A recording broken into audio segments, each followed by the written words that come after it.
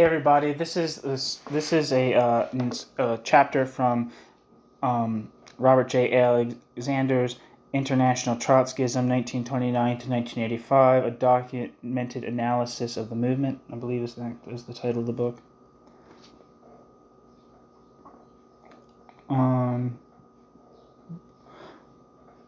The chapter's titled Spanish Trotskyism until the formation of the POUM, and the POUM is the Workers' Party of Marxist Unification.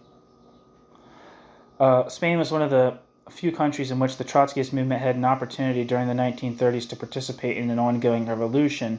A priori, the opportunities for the movement seemed exceptionally favorable. It was faced during most of the period with a very small and very weak official Communist Party, while its own leaders were among the most distinguished figures among the people who had established the Communist movement there in the early 1920s. Furthermore, Trotsky himself took a very active interest in the Spanish developments during most of the decade.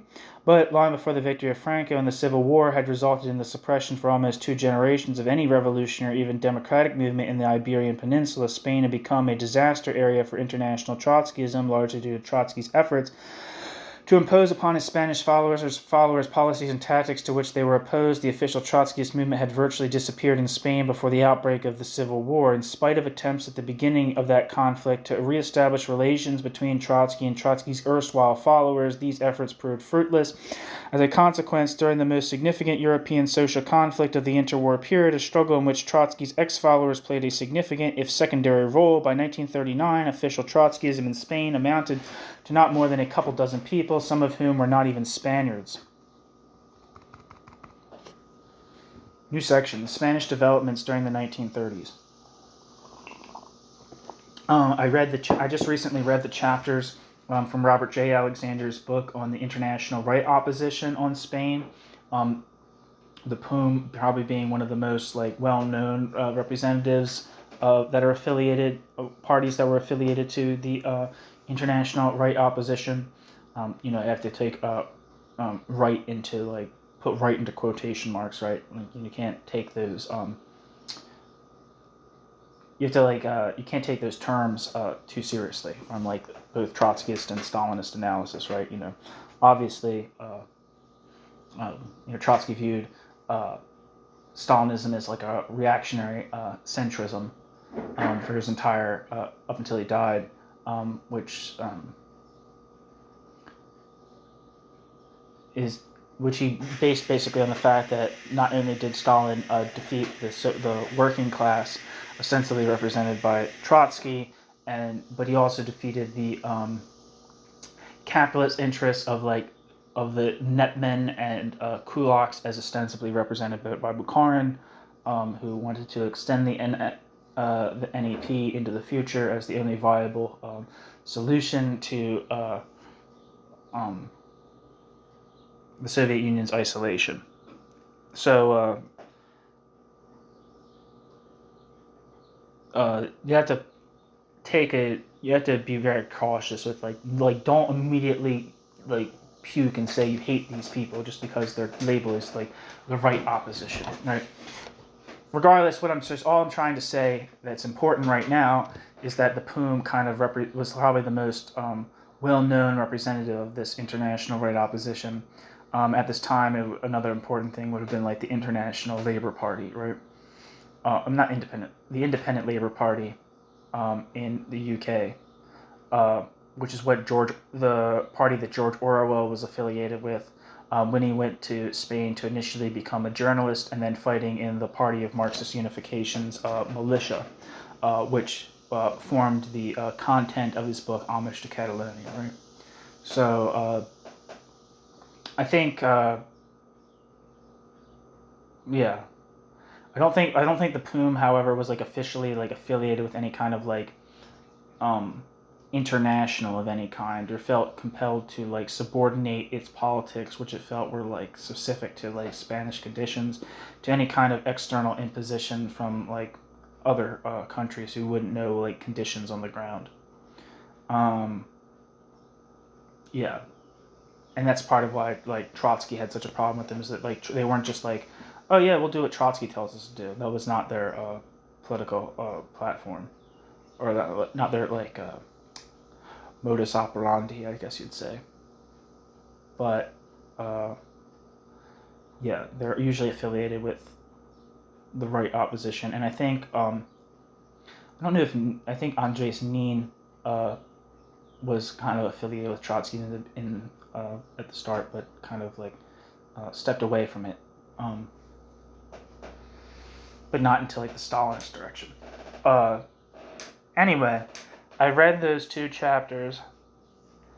I read the chapters from the Right Opposition book on the POUM, and now I'm going to read the chapters on Trotskyism in the Spanish Civil War. Anyway, sorry for talking so much. During the Spanish developments during the 1930s, Trotskyist writers, including Trotsky himself, have usually pictured, quote, the Spanish Revolution, end quote, as being beginning virtually with the onset of the decade of the 1930s and continuing until the final victory of Franco's armies 9 years later. The process began early in 1930 when King Alfonso XIII asked for and obtained the resignation of the military dictator General Miguel Primo de Rivera, who had controlled the government since seizing power in a pronunciamiento of the armed forces 7 years before.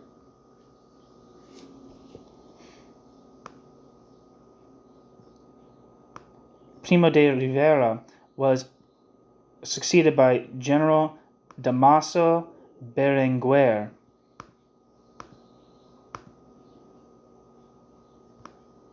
We'll see if my internet works enough for me to look this person up. And it's not. In the eyes of both the king and Berenguer himself, his administration was seen as a transitional one, leading to the restoration of a constitutional monarchy. To this end, Berenguer called elections for a new constitutional assembly. However, before those elections could be held, Berenguer was forced to resign because of rising resistance from both the civilian politicians and elements of the armed forces. One second, there's a lot of names here I want to look up, and the internet's not working, so I have to reset the fucking router. Oh my god. Ah! So fucking terrible. How can the internet be this fucking bad?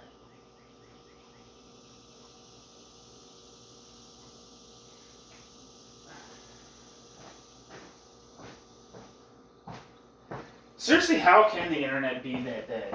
I really don't understand how internet can be so terrible. I've heard that in Europe, that the internet is not nearly as bad as in the United States. That I've heard that people who come from Europe and to the United States are like, what the fuck is up with your internet? And it's it doesn't seem like there's any reason why the internet should just zap out like that so frequently. But it certainly does. Yeah. Well, I'll put look up these people in a separate tab, and hopefully I'll be able to return to them once the internet decides to fucking cooperate. Berenguer was succeeded by Admiral Juan Bautista Aznar, who, rather than proceeding with the Constituent Assembly elections called municipal elections, when on April 14, 1931, these elections produced triumphs of Republicans in most of the major cities, Alfonso XIII abdicated and fled to Paris, where he remained until his death several years later.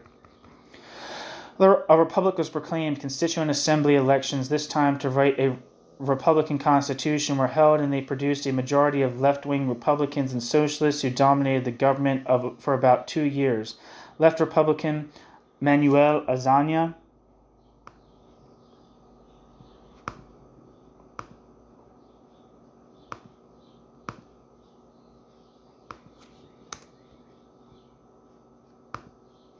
served as prime minister, and leading socialists, including trade union leader Francisco Largo Caballero and Indalecio Prieto, served in the cabinet. However, conservative Republican Alcala Zamora continued in the post of president, which he had assumed at the time of King Alfonso's departure.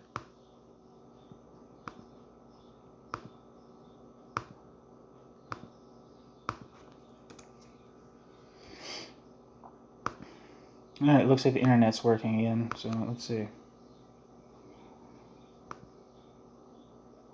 Damaso Berenguer lived from 1873 to 1953 and was a Spanish general and politician. He served as prime minister during the last 13 months of the reign of Alfonso XIII.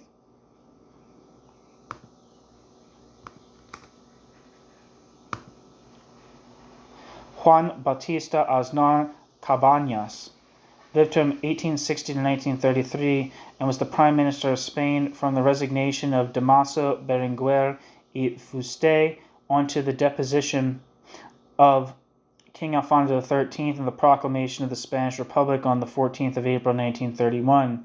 An admiral of the Spanish Navy, honorary Captain General of the Navy since 1928, he was made Prime Minister at a time of intense crisis in the first months of 1931 when the monarchy was on the verge of falling under popular pressure for a republic. His attempts to save the crown failed and Alfonso had to go into exile.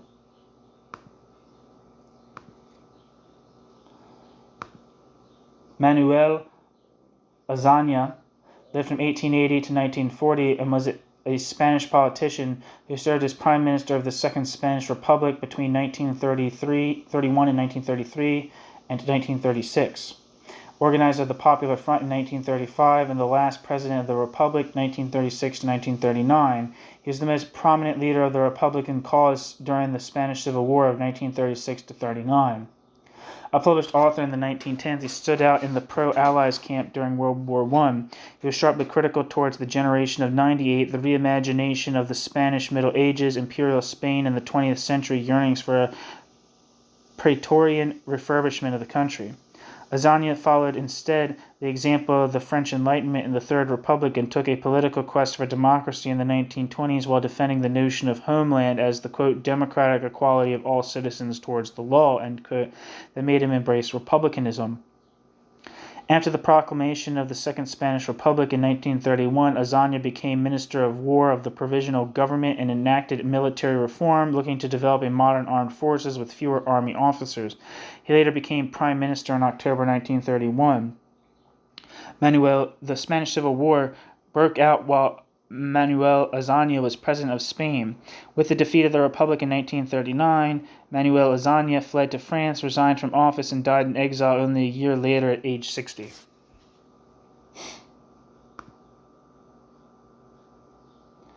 And Niceta Alcala Zamora lived from 1877 to 1949, was a Spanish lawyer and politician who served briefly as the first Prime Minister of the Second Spanish Republic and then from 1931 to 1936 as its president.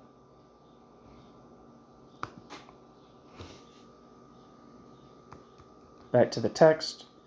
The 1931 to 33 period resulted in disillusionment for practically every element in Spanish politics. The anarchist labor movement, the Confederación Nacional del Trabajo, CNT, which had been favorably disposed toward the Republic, was very unhappy with what it deemed to be the use of governmental power by Socialist Minister of Labor, Largo Caballero, to strengthen the rival Unión General de Trabajadores, UGT, of which he was chief.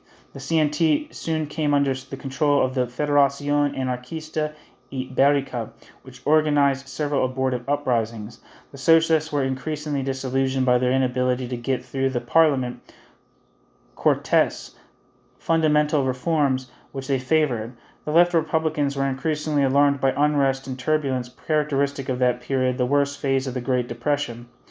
On the right, there was strong resentment at the anti-clerical measures of the Republican government and at the very mild attempts at agrarian reform by the Azaña regime. The right also became increasingly frightened at what they conceived to be the, quote, Bolshevism, end quote, of both the socialist and anarchist branches of the labor movement. New elections were held late in 1933, and these provided a victory for the right, largely as a result of the fact that the anarchists followed their traditional policy of boycotting the elections as they had not done in 1931. The two major right-wing forces were the Radical Party of Alejandro Lerroux, who became prime minister, and the Confederación Española de Derechas Autónomas, CED, who's led by José María Gil Robles. More or less aligned with those two groups was the still tiny Falange Española, the fascist party headed by José Antonio Primo de Rivera, son of the ex-dictator. The radicals dominated the government with the tolerance of the CED for approximately a year. However, by mid-1934, the CEDA was increasingly demanding entry into the government. On the other hand, the forces of the left, particularly the Socialist Party, looked upon the CEDA as, quote, fascist, end quote, and threatened revolutionary action if the CEDA was admitted to the government. When at the beginning of October 1934, the CEDA did enter the cabinet, the Socialists, together with Catalan left nationalists, the Workers and Peasants Bloc in Catalonia, the Workers and Peasants Bloc would merge with like the Spanish left communists, which is not affiliated with like left communism as left communists proper might think, but like the left opposition. Merged with the Workers and Peasants Bloc to form the Party of Marxist Unification. Anyway, the tiny Trotskyist group, and at the last moment, the communists did attempt an uprising. In Catalonia, regional president Luis Companys proclaimed the, quote, independence of the region, but surrendered to the military at its first show of force. In Madrid and most other cities of central and southern Spain, the, quote, uprising, end quote, was confined to a general strike. Only in the northern region of Asturias did a major insurrection take place. The Workers' Alliance, composed of the Socialists, the UGT, the Trotskyists, the Communists, and the CNT, this being the only area in which the anarchists participated in the uprising, seized power throughout most of the region. It took almost 2 weeks for the army, principally with the use of Moorish and foreign legionnaire troops led by General Francisco Franco, to suppress the Asturias revolt. Tens of thousands of trade unionists and members of left parties were arrested following the October 1934 revolt. Many of these were sentenced to death, although in most cases their sentences were commuted. But by early 1936, there was still an estimated 30,000 people in jail as a consequence of the 1934 revolt. In the face of this situation, virtually the whole of the Spanish left became united behind one basic idea: amnesty for those jailed after October 1934. When elections were called once again in February 1936, virtually all left groups, the left Republican parties, Socialist, Communist, Catalan Left, Workers' Party of Marxist Unity, Partido Obrero de Unificación Marxista, POUM, Partido Sindicalista, joined forces in an alliance which was popularly referred to as the Popular Front. This time the anarchists voted in large numbers for the left unity candidates. From February until July 1936, a weak government consisting only of left Republican parties remained in office. The Socialists refused to join the cabinet, and Francisco Largo Caballero, leader of the strong bracket but not dominant end bracket left wing of the party, predicted imminent revolution. Indeed, there was a pre-revolutionary atmosphere in Spain during much of the period. The denouement of this situation was the uprising of the principal leaders of the armed forces with the backing of the right-wing parties, the Roman Catholic Church, except in the Basque provinces, and the major agricultural, industrial, and banking interests. This took place between July 17th and 19th, 1936, and was the commencement of the Civil War.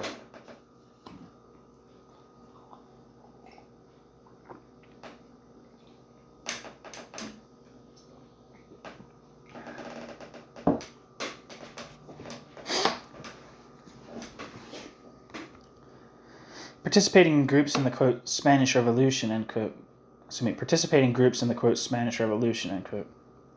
Throughout the period between the fall of Alfonso XIII on April 14, 1931, and the outbreak of the Civil War on July 17, 1936, the overwhelming predominant political forces on the far left were the Socialist Party, Partido Socialista Obrero Español, PSUC, and the anarchist movement. For almost 50 years, they had contested control over the trade unions and over the leadership of the movement of the fundamental social change in Spain. The anarchists, CNT-FAI, were predominant in Catalonia in the northeast, rural Andalusia in the south, and rural Aragon in the northeast. They were on a par with the socialists in the Valencia region and inferior to them in most of the rest of the country. The socialists clearly predominated in Madrid, the Basque provinces, Asturias, and the cities of most of central, southern, and western Spain. Neither the socialists nor the anarchists were monolithic in composition or organization. In the PSOE during the 1930s, there were clearly three defined factions: the left, led after 1933 by Largo Caballero, and the center, headed by Indalecio Prieto, and the right, led by Julián Besteiro.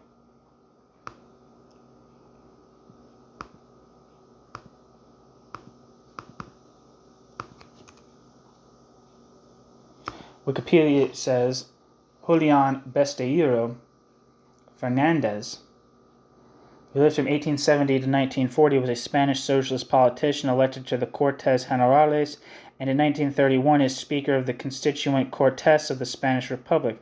Julián Besteiro also was elected several times to the Town Council of Madrid during the same period. Julián Besteiro was a university professor of philosophy and logic and dean of the Department of the University of Madrid. He was imprisoned after the Civil War and died in jail. In the years just before back to the text. In the years just before the Civil War, the left tended to grow rapidly, particularly among the socialist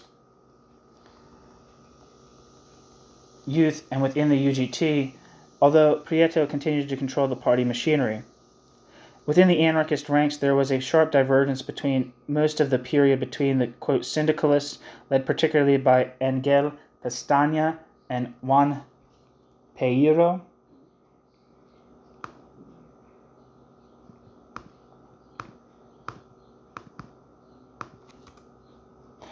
sorry, I'm not looking up everybody, but I'm just looking up the people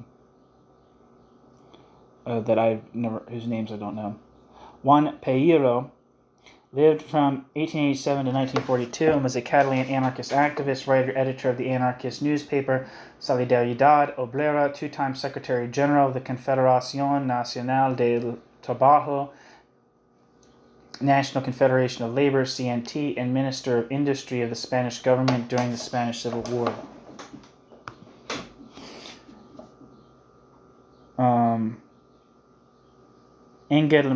Angel Pestaña and Juan Pereiro, who were opposed to sacrificing the union movement to will-o'-the-wisp insurrectional attempts, and the FAI, more Simon Pure, I don't know what the Simon means, more Simon Pure anarchists who believe strongly in the, quote, power of the deed, and, quote, and hence insurrections whenever, when, and wherever possible.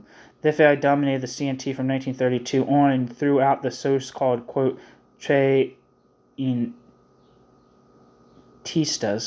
unions under syndicalist leadership. The two elements of the CNT were not reunited until May 1936. Communists of all kinds were a distinctly minority element in the Spain of 1930 to 36. The Communist Party had been established in 1919 to 20 by three groups.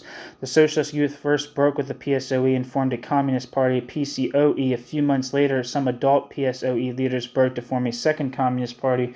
Under Comintern insistence, the two parties united. A third element centered on Catalonia consisted of young people who were active in the anarchist trade union movement and sought to get it to align with the Comintern. The best-known figures in this group were Joaquín, Maurín, and Andreu. Those two would be the eventual leaders of the Party of Marxist Unification, the POUM. Like most national communist parties, that of Spain was very factionalized in the 1920s. By the early 1930s, there were three recognized groups within Spanish communism. Until shortly before the outbreak of the Civil War, the largest and most influential of these was the Workers and Peasants Bloc / Iberian Communist Federation, PSUC, Bloc A, Obrero Campesino, Federación Comunista Ibérica. This group, headed by Joaquín Maurín, had its principal strength in Catalonia, where it had originated as the Catalan Balearic Islands Federation of the Communist Party. It also had some following in nearby Aragon and Valencia. The BOC was the second force in the Catalan trade union movement, although far surpassed by the CNT factions as well as among the organized workers of the Valencia area. The BOC was generally aligned with the International Right Opposition, although not officially affiliated with the International Right Opposition. The official Communist Party of Spain had virtually no following in Catalonia, the most industrialized part of the peninsula. It did have some organization in Madrid, Andalusia, and Asturias. At the beginning of the decade, it was led by José Bullejos, under whose leadership the Communist Party set up its own tiny trade union group in conformity with the, quote, third period, end quote, dual unionism line of the Comintern at that time. In 1932, the Comintern executed a purge in the Spanish Party, replacing Bullejos' coterie with a group headed by José Diaz and Dolores Ibarruri, later to become famous as La Pasionaria, and Jesus Hernandez.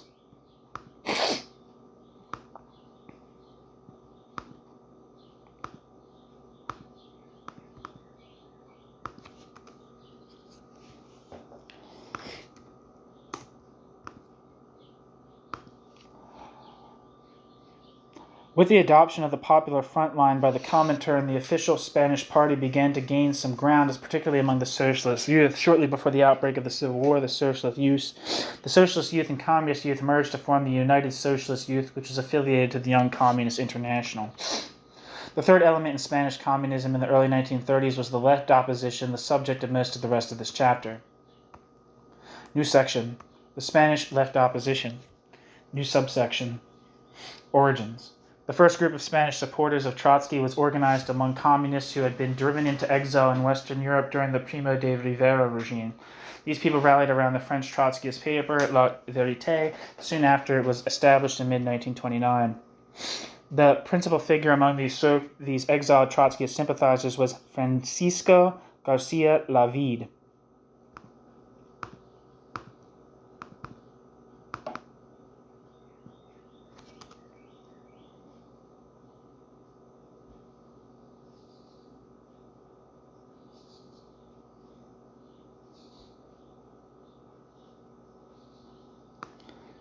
It looks like that's a pseudonym for Henri Lacroix.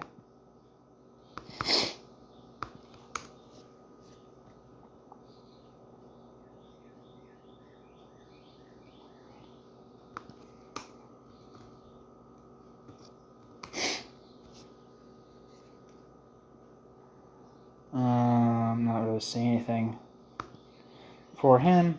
The principal figure among these exiled Trotskyist sympathizers was Francisco García Lavide, who also went under the name Henri Lacroix. Henri Lacroix was a house painter from the Basque area who had belonged to the Basque Federation of the Spanish Communist Party. Between 1925 and 1927, Henri Lacroix resided in the Soviet Union, where he may have known Trotsky, but by 1929 he was active among the Spanish Communist exiles in Belgium and Luxembourg. A month or two before the fall of the Primo de Rivera regime in January 1930, García Lavide established the first group of Spanish Trotskyites. In December 1929, the Trotskyist exiles in Belgium and Luxembourg undertook a campaign to raise funds for the publication of the first Spanish Trotskyist periodical, Contra la Corriente. Among the early recruits to this group was Julian Gomez, who usually used this name Julian Joaquín. As an exiled Spanish communist, he had been active in the French Communist Party. However, in November 1929, he was expelled from the French Party because of the publication in Madrid of a translation by him of a pamphlet of Trotsky's by publishing house Zenit, established by another dissident Spanish Trotskyist, Juan Andrade. Joaquín was to remain a member of the Spanish Trotskyist group until 1931. During this period, he contributed more or less regularly to La Vérité.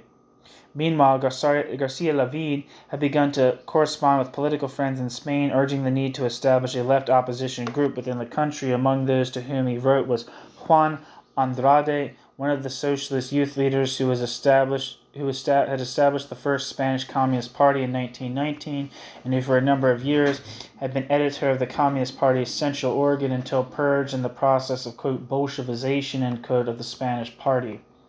Andrade later wrote about the beginning of his work as a Trotskyist, quote, once Lacroix and I agreed on our points of view about the crisis in the Russian Communist Party and in the International, I began to write letters, quote, to sound out, end quote, various comrades and friends with whom I had remained in contact in spite of having left the party, almost all to whom I wrote indicating agreement on the necessity of forming an opposition group, but principally against the policy of the Spanish Communist Party, end quote. Meanwhile, on February 28, 1930, the First National Conference of the Spanish Communist Opposition met in Liège, Belgium, with representatives of Spanish exiles from Belgium, Luxembourg, and France. According to Garcia Lavide, all the Spanish communist exiles in Luxembourg had agreed to join the opposition, as well as most of those in Belgium. They set up a communist division of diffusion and propaganda, which said about sending out, quote, circulars, pamphlets, periodicals, reviews, and books, end quote. The commission also, quote, published a manifesto which has been amply distributed and well received by the Spanish workers in Spain and abroad, end quote. Garcia Lavide concluded, quote, the results have been rapid and excellent. The bureaucrats have lost their serenity. They have vituperated us, predicted our rapid end, culminated, denounced, and expelled us, end quote. In June 1930, the first issue of Contra la Corriente appeared in Liège. As the first periodical of the Spanish left opposition, it carried a greeting from Leon Trotsky. Apparently, only 2 or 3 numbers of the periodical saw the light of day. New section. The early activity of Andre's Nin.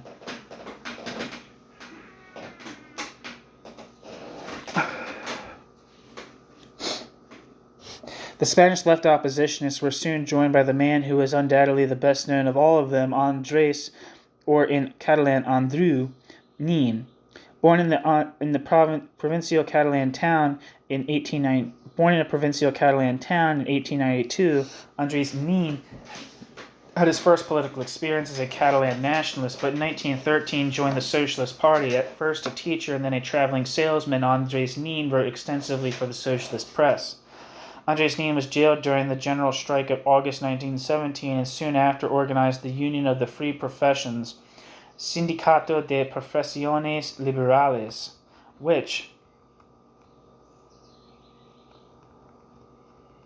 became an affiliate of the CNT. He spent several months in jail in 1920 during an anti-CNT lockout in Barcelona, and soon after being released was made a member of the Secretariat of the National Committee of the CNT. In April 1921, Nin was named together with Maurín, Hilari Arlandis, and Jesus Ibanez to the CNT delegation to the First Congress of the Red International of Trade Unions, RALU, to be held in Moscow in July.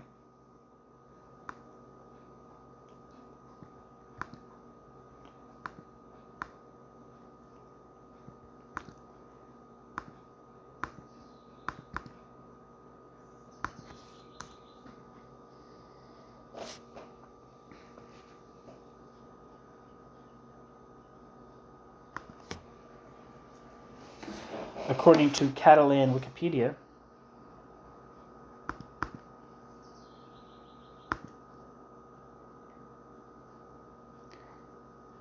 Hilari Arlandis lived from 1888 to 1939 and was a trade unionist son of Hilari Arlandis y Font and Amparo Esparza y Guillen, originally from Cullera, Valencian Country, who worked as a funerary marble worker. He married Juana Colom. Hilari Arlandis was a delegate for Valencia in the plenum of the Barcelona CNT in 1921 and was elected to the delegation that had to go to the first Congress of the Red Trade Union with Joaquín, Maurín, Andrés Nin, Jesus Ibanez, and Gaston Laval. The Zaragoza Conference of 1922, at the Zaragoza Conference of 1922, Arlandis voted against the CNT separating from the Communist International. When he lost the vote, Arlandis left the CNT to join the Communist Federation of Levante, which later joined the Communist Party of Spain, and then became editor of the corporate newspaper La Batalla in Barcelona. He had to go into exile in France with Julian Joaquín because of his campaigns against the war in Morocco. He returned to Spain during the dictatorship of Miguel Primo de Rivera and was imprisoned in Barcelona. He appeared in the Catalan Balearic Communist Federation and then in Bloc Obreros A, of whose executive committee he was a member and one of the most active propagandists. During the Spanish Civil War, he participated in the foundation of the PSUC in July 1936 and became an active propagandist. He died during a bombardment of Franco's aviation when he was leaving again for exile in France. Back to the text.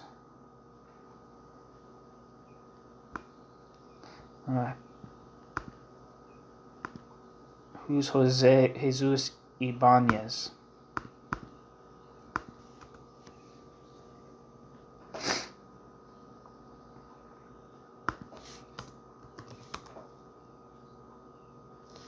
Can't find anything. Oh well. Sorry, you're lost to the dustbins of history. Jesus Ibanez. In April 1921, Nin was named together with Maurín, Hilary Arlandis, and Jose Ibanez to the CNT delegation to the First Congress of the Red International of Trade Unions, RILU, to be held in Moscow in July. At that Congress, Nin was elected to the executive committee of the RILU and as a consequence took up residence in Moscow. However, the CNT, although it had voted in 1919 to join the Communist International and in the 1921 sent a delegation to the RILU Congress, did not decide to remain in the communist movement. In part, at least, because of the Kronstadt Rebellion, the CNT voted in June 1921 to disaffiliate from the Comintern. Subsequently, it was to become the major group in an international anarcho-syndicalist trade union group, the International Workingmen's Association, established in 1922.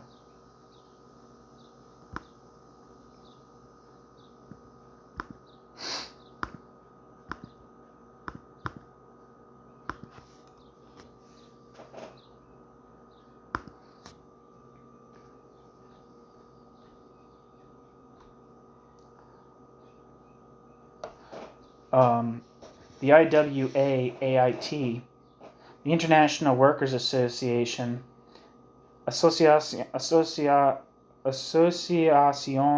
Internacional de los Trabajadores, is an international federation of anarcho-syndicalist labor unions and initiatives. It aims to create unions capable of fighting for the economic and political interests of the working class and eventually to directly abolish capitalism in the state through the, quote, establishment of economic communities and administrative organs run by workers. At its peak, the International represented millions of people worldwide. Its member unions played a central role in the social conflicts of the 1920s and 1930s. However, the International was formed as many countries were entering periods of extreme repression, and many of the largest IWA unions were shattered during that period. As a result, by the end of World War II, all but one of the International's branches had ceased to function as unions. A slump which continued throughout the 1940s and 1950s. It would not be until the late 1970s, with the death of Spanish caudillo Francisco Franco, that it would see a major union, the Confederación Nacional del Trabajo, reform within its ranks.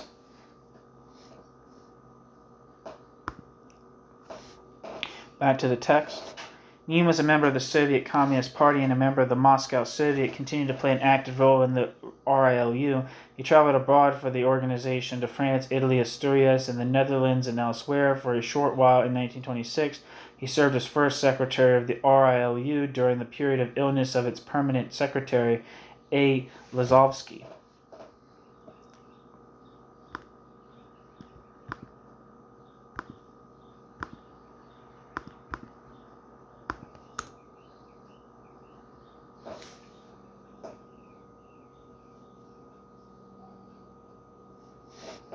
Wikipedia says Solomon Lazovsky,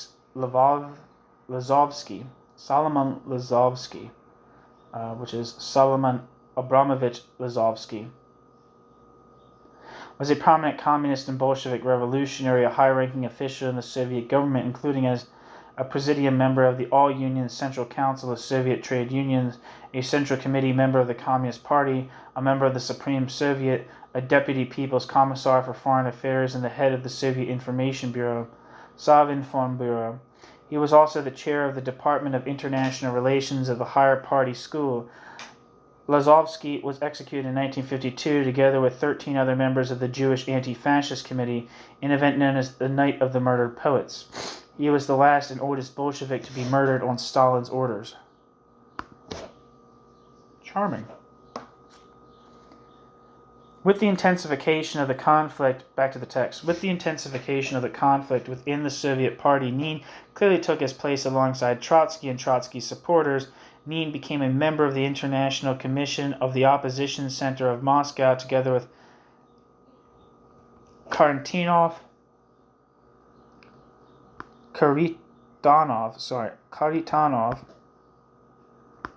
Karl Radek, Fritz Wolf, Victor Serge, and the Bulgarian Stepanov.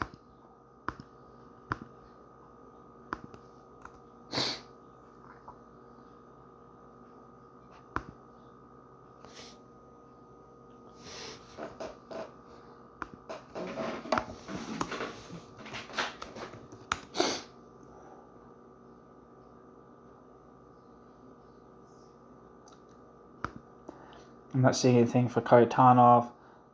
Fritz Wolf. Let's see if there's anything for him.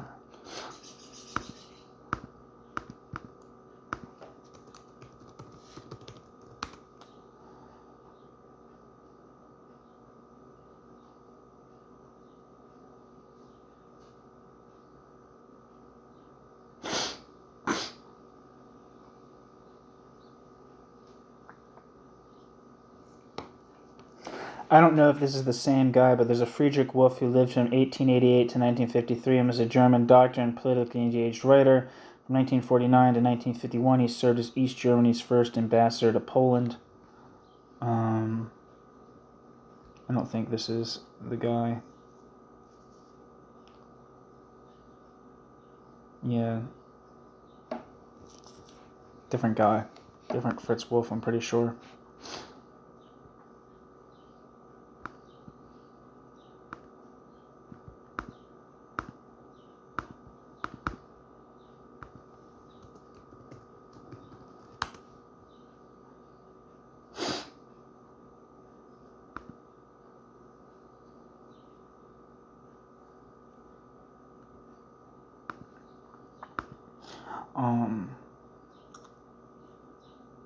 Stepanov, it says, was a,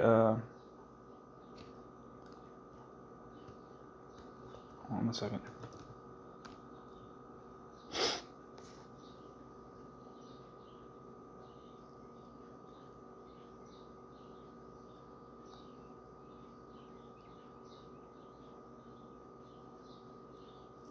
I don't know, I'm having trouble finding anything.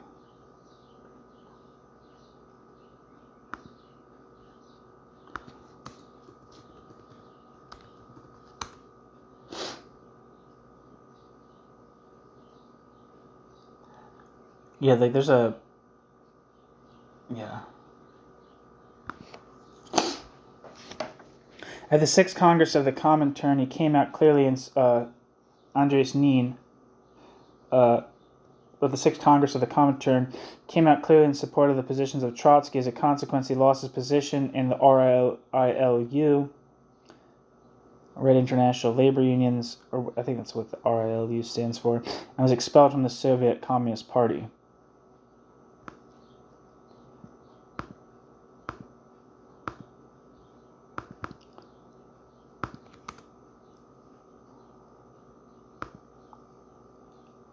Wikipedia says the World Congress of the 6th World Congress of the Communist International was held in Moscow from July 17th to April 1st, 1928. The Congress is attended by 515 delegates from 65 organizations, including 50 communist parties from 57 countries, adopting the theory of the, quote, Third Period Congress proclaimed social democracy to be, quote, social fascism, end quote.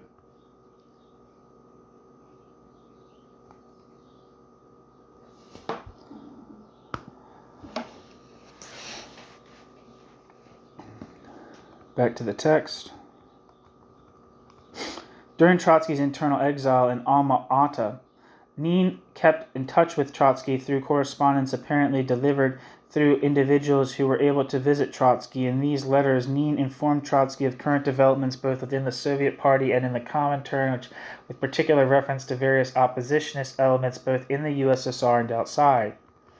Finally, after being kept for more than a year under close GPU vigilance, Nin, his wife, and 2 daughters were deported from the USSR in the summer of 1930. Andres Nin arrived home in Barcelona in the middle of September after a short stay in Paris, where he briefly served as a member of the International Secretariat of the Trotskyist movement. New section. Nin, Trotsky, and the Maurín group. 1 second.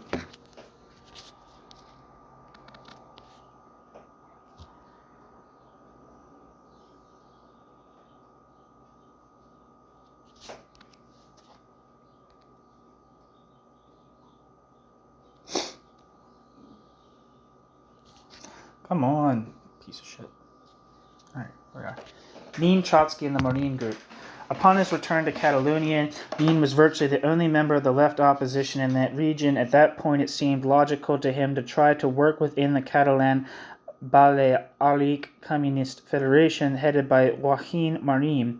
This decision undoubtedly derived in part from Nin's old friendship with Maurín, but it was also apparently due to the fact that for some months Nin felt that there was a real chance of winning the Catalan Balearic Communist Federation in toto to the international left opposition. A few weeks after arriving in Barcelona, Nin explained to Trotsky the communist situation, particularly in Catalonia, as he then saw it. Nin commented on the official party that it, quote, its authority is nil, end quote. About the Maurín group, Nin said, quote, until very recently it belonged to the official party. Its most prominent leader is Maurín. On Maurin's arrival in Spain, the Central Committee, which has never regarded this comrade favorably, asked Maurín to make a declaration against, quote, Trotskyism, end quote, and to renounce his, quote, former errors, end quote. Joaquín Maurín refused to give this declaration and then was expelled. The Catalan Federation, having declared the Catalan Federation's solidarity with Joaquín Maurín, was expelled in a block, I don't know whether you know that I am bound to Joaquín Maurín by a very old friendship. Joaquín Maurín is very close to us, and I am sure that he will end up in a short time by declaring himself for the opposition. That would be an acquisition of great value, for as I have told you, he is very well thought of and honest. We could spoil everything if we were to attack Joaquín Maurín in a manner that was too unjustified, end quote. For the next year until the open break between the two groups in June 1931, the Catalan left oppositionists worked largely within the Catalan Balearic Federation and the Workers and Peasants Bloc, which had been established with the merger of the Federation and the small Catalan Communist Party headed by Jordi Arquer. This collaboration caused several rather acidic exchanges between Nin and Trotsky. When Nin informed Trotsky that he had become a member of the leadership of the Catalan Federation, Trotsky wrote back that this action, quote, disorients me a great deal, end quote. Trotsky then posed some rhetorical questions, quote, what has happened in the Federation? Have its chiefs changed? Has the disposition of their spirit been modified under the influence of the Republican upset and of a general and sudden change of heart? Have they lost hope of reconciliation with the bureaucracy of the Communist International? End quote. Trotsky went on to predict that the Maurín group, quote, will not be capable of passing the test of the revolution and will suffer a defeat at the first opportunity, end quote. Trotsky was also unhappy with Nin's evident sympathy for Alfred Rosmer and the struggle which had developed between Alfred Rosmer and Raymond Molinier in the French section.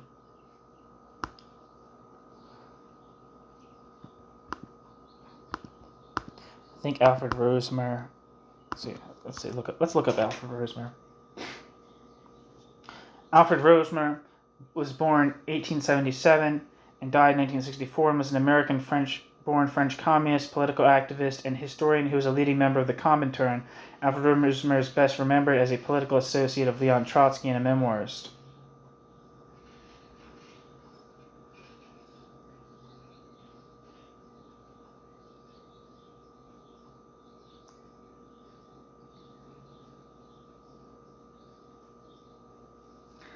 In terms of Trotskyism, it says, after Alfred Rosemer's expulsion from the Communist Party of France, Rosemer helped found the journal Le Révolution Prolétarienne, the Proletarian Revolution, and participated in political activities in a circle organized around this magazine. He became the only member of the group to establish the first Trotskyist movement in 1929, but he left in 1931 because of differences over political tactics. Nevertheless, Alfred Rosemer remained a convinced revolutionary, and his friendship with Trotsky was later repaired. He visited Trotsky in Mexico in 1939. In Mexico, Rosemer was a member of the Dewey Commission, which cleared Trotsky of all charges made during the Moscow trials. And later in life, it says, unable to return to France because of the outbreak of World War II, Alfred Rosemer, an American by birth, lived in the United States after his Mexican interlude. He finally obtained permission to return home in 1947. Rosemer published an autobiography detailing his activities in Soviet Russia, as well as a 2-volume history of the anti-war movement in France in the years of World War I. Rosemer died in 1964.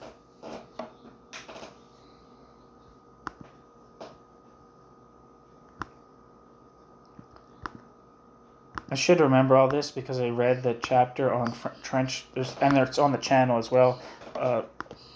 Robert J. Alexander's chapter on French Trotskyism. Wikipedia says Ramon Molinier lived from 1904 to 1994 and was the leader of the Trotskyist movement in France and a pioneer of the Fourth International. Molinier was born in Paris. In 1929, he founded the journal La Vérité, and in March 1936, he and Pierre Franck co-founded the Parti Communiste Internationaliste, which merged with 2 other groups to form the Parti Ouvrier Internationaliste in June of that year.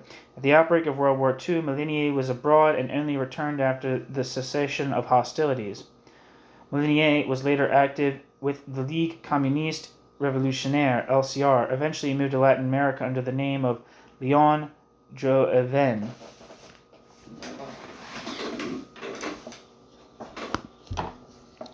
Back to the text.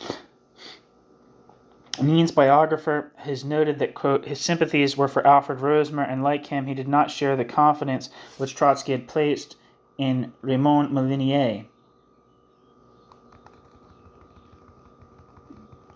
who would be strongly criticized by Andres Neen and the Spanish communist opposition a few months later, end quote.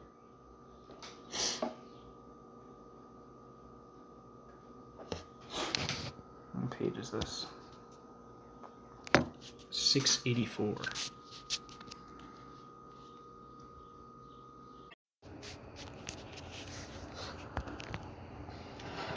Formal establishment of the opposition in Spain.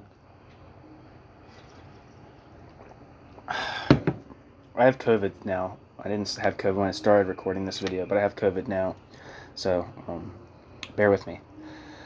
In his correspondence with Neen, Trotsky kept insisting on the need for the establishment of a national Spanish left opposition group, even if it were a tiny one. This did not transpire until the final break between Neen and the Maurín group in Catalonia. Although that break had been underway for some time, it came out into the open in June 8th to 9th, 1931. Maurín and Neen were invited to give talks on their political positions on successive readings before the Ateneo of Madrid. Francesco Bonamusa notes that, quote, from the time they both publicly expounded their contradictory opinions, they ceased collaborating and even greeting one another, end quote.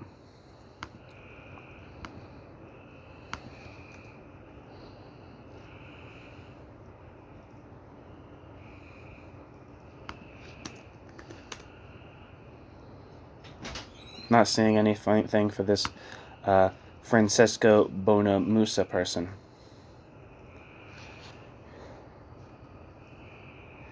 After several false starts, the Trotskyists who had returned home after the fall of Primo de Rivera finally succeeded in launching a periodical, Communismo. Its first number was dated May 15th, 1931, and it was published in the northern city of Oviedo due to the initiative of José Laredo Aparicio, the leader of the small Trotskyist nucleus in that Asturian city.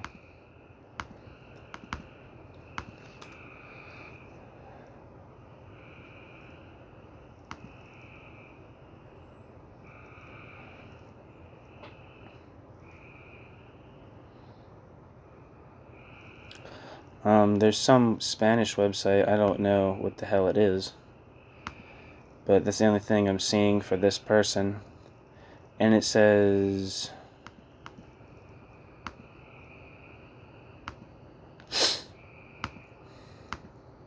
I don't know what it says because the internet doesn't work. One second.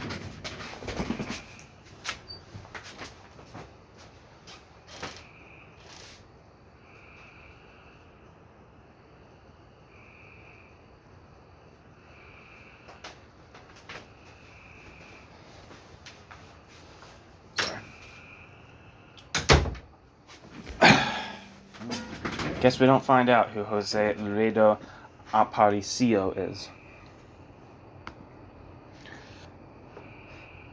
It carried on its masthead the names of Andres Nin, Henri Lacroix, Francisco Garcia Lavid, Esteban Bilbao, Fersen, Enrique Fernandez Sandon, Laredo Aparicio, Julian Joaquín, El Ciem, Luis Rastroyo, and Juan Andrade. Its appearance was made possible by a contribution from the French section. Communismo regularly carried serious analyses of the current Spanish political situation. It also featured historical background material such as an article on Alejandro Lerroux, studies of regional nationalisms in Spain, and accounts of the factional struggles in the Soviet Communist Party in the 1920s. Finally, it published documents of the Spanish Trotskyist movement such as Congress resolutions and Central Committee statements on particular situations or events. The first issue of Communismo carried 3 documents, a quote, project for the political platform of the OCE, end quote, a quote, project for the trade union theses of the OCE, end quote, and a quote, project for an agrarian thesis, end quote. These were designed as fundamental statements of the Trotskyists and were to be discussed among and perhaps modified by them. The political platform called for, quote, reunification, end quote, of the 3 branches of Spanish communism at a national conference. It analyzed the origins of the split within the Comintern and denounced the Stalinist leadership of the Communist International. It proclaimed that, quote, the International cannot be the monopoly of one fraction based on the bureaucracy, but must be the party of the world revolution of the proletariat, ... The opposition doesn't try to create a force opposed to the International, but to struggle at whatever cost to re-establish the principles which define the International when the International was constituted, end quote. The trade union document similarly followed the line of the international left opposition. The trade union document opposed the efforts of the official Communist Party to form its own trade union central in competition with the CNT and the UGT. The project for an agrarian thesis presented an extensive analysis of the rural situation in various parts of the country. It also called for different kinds of basic reforms corresponding to the different situations of the peasantry in the several regions, although calling for the ultimate collectivization of the land, quote, starting from the fundamental principle of the industrialization of the countryside, end quote. It called in the approximate future for programs designed to meet the immediate needs of the, quote, small landholder and the landless agricultural laborer. Sorry, but that's not a quote. The immediate needs of the small landholder and landless agricultural laborer. That wasn't a quote, there was just dirt on the PDF.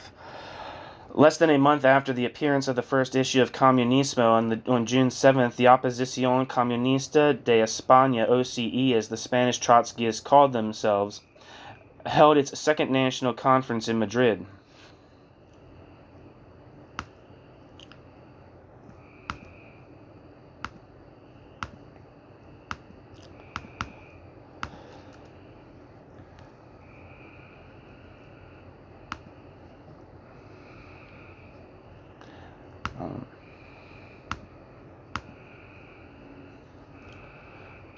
I don't know if this is the same thing.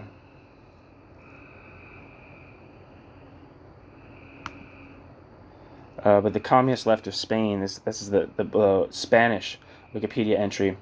The communist left of Spain, ICE, also known as the communist left, was a Spanish political party of Marxist ideology during the 1930s. In 1930, Leon Trotsky and his followers within the international communist movement had formed the international left opposition, To bring together the Bolshevik-Leninists as the communists opposed to Stalinism called themselves worldwide, the same year the Spanish oppositionists formed the Communist Opposition of Spain, the Spanish section of the International Left Opposition, with the aim of organizing those expelled from the Communist Party of Spain and those still active in it. Following the Second National Congress on March 1932 and the realization of the impossibility of reforming the PCE in accordance with its postulates, the Communist Opposition of Spain was established as a political party under the name of ICE.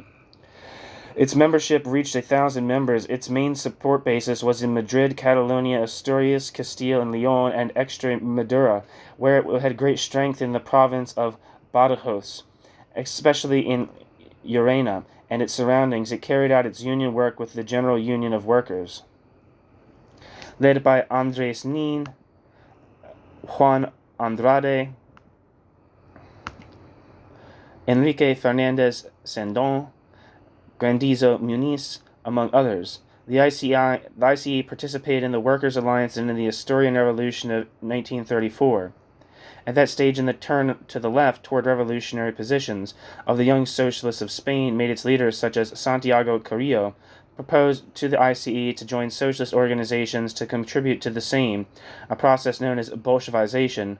As a result of this, the ICE experienced a crucial internal debate between those in favor of joining the PSUC, headed by Grandizo Muniz, and those in favor of merging with the Workers and Peasants Bloc, POUC, of Joaquín Maurín, headed by Nin, and who emerged in the majority.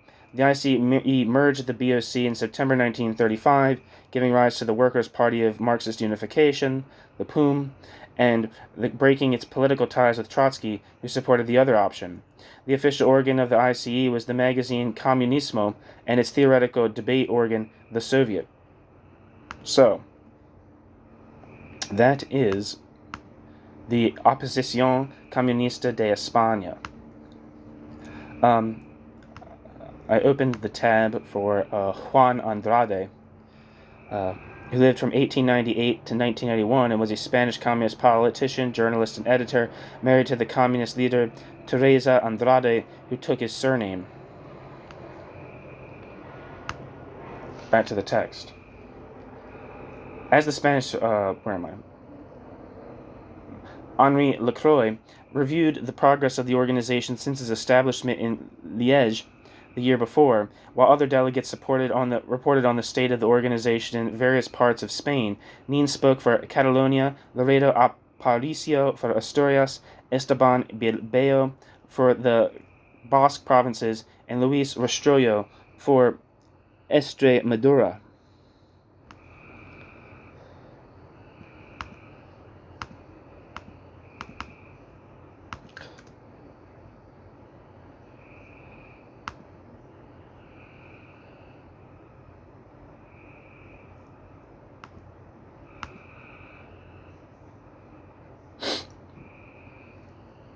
It says Luis Rastrollo was born in March 1st, 1908, and died in Santiago de Compostela on December 3rd, 1936, and was an Andalusian teacher and trade unionist. Back to the text.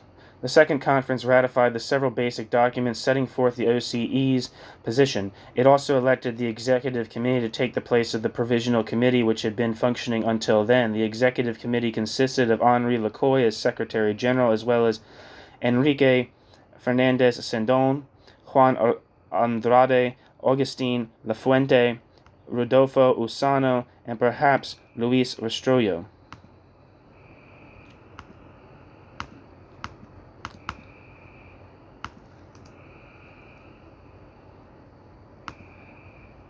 The OCE, which again is the Oposición Comunista España, which, like has been said already, was the left oppositionist, formal left oppositionist organization in Spain in this period.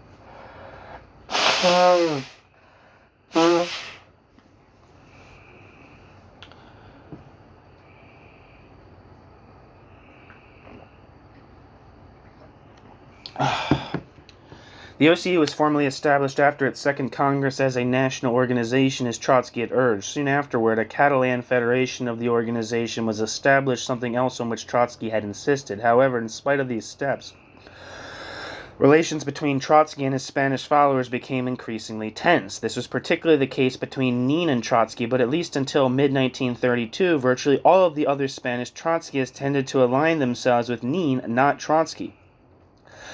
Different assessments of the situation in Spain, as well as disagreements about developments within the International Secretariat as a whole, contributed to the friction between Trotsky and his Spanish followers. One issue about which there was controversy was the fate of El Soviet, a periodical established by the OCE in Barcelona. When financial help for the periodical promised by the International Secretariat, and particularly by Ramon Molinier, failed to materialize, Andrew Nin, reported on November 7, 1931 to Trotsky that, quote, the governor's persecution of El Soviet allowed us to suspend publication in an, quote, honorable, end quote, manner, ... end quote, Nin.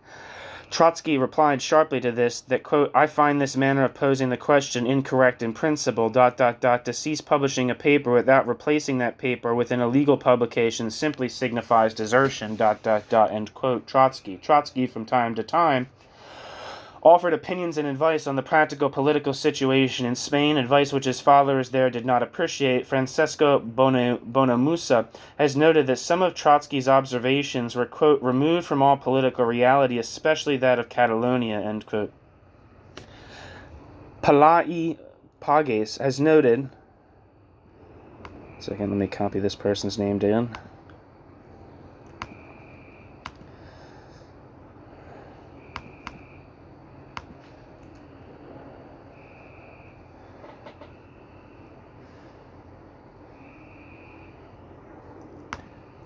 Okay. Palai Pages has noted, with regard to Trotsky's observations on Spain, that, quote, Trotsky never undertook a profound analysis of Spanish society or studied the social and economic infrastructure of social classes. Trotsky began with a more or less standardized characterization from Marxist theory, ... and from this characterized other tendencies prevailing in the Spanish labor movement, socialism, anarchism, Stalinism, etc., end quote. Increasingly, this tendency of Trotsky to judge Spanish events in terms of a general schema rather than of the peculiar conditions prevalent in the country was to alienate his followers to the point of bringing most of them ultimately to leave the ranks of international Trotskyism.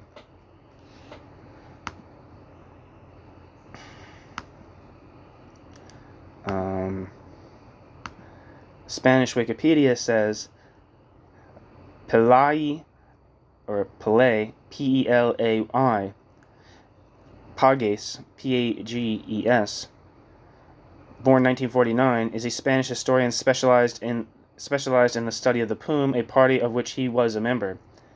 So I guess the POUM exists after the Spanish Civil War. Where am I?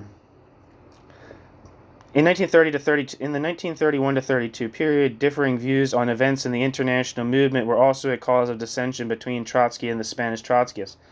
The issue of Ramon Molinier continued to be a source of trouble. Although Molinier and Pierre Franck visited Spain on behalf of the International Secretariat, and Nin and other Spanish leaders had a good impression of Molinier at that time, they subsequently changed their views once again. Molinier made a number of promises, particularly concerning financial aid to the Spanish group, which he did not keep.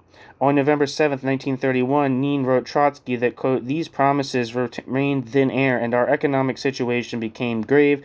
The one directly culpable for all this is Comrade Molinier, who acted with unjustifiable irresponsibility. Truly a conscious saboteur of the opposition could not have done better than Molinier, end quote.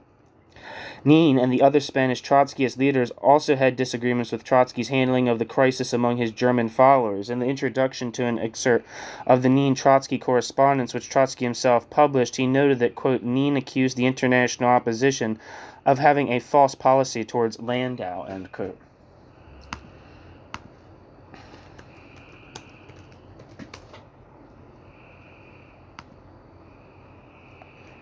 Wikipedia says Kurt Landau, who lived from 1903 to 1937, pseudonym Argicola Wolf Bertram, Spectator, was an Austrian communist member of the international left opposition, author, and Trotskyist. Kurt Landau was murdered by agents of Stalin's NKVD during the Spanish Civil War. So it seems like Kurt Landau had some relationship with Spain. New section. The Third Conference of the Spanish Left Opposition, the OCE. The Third National Conference of the Organización Comunista de Izquierda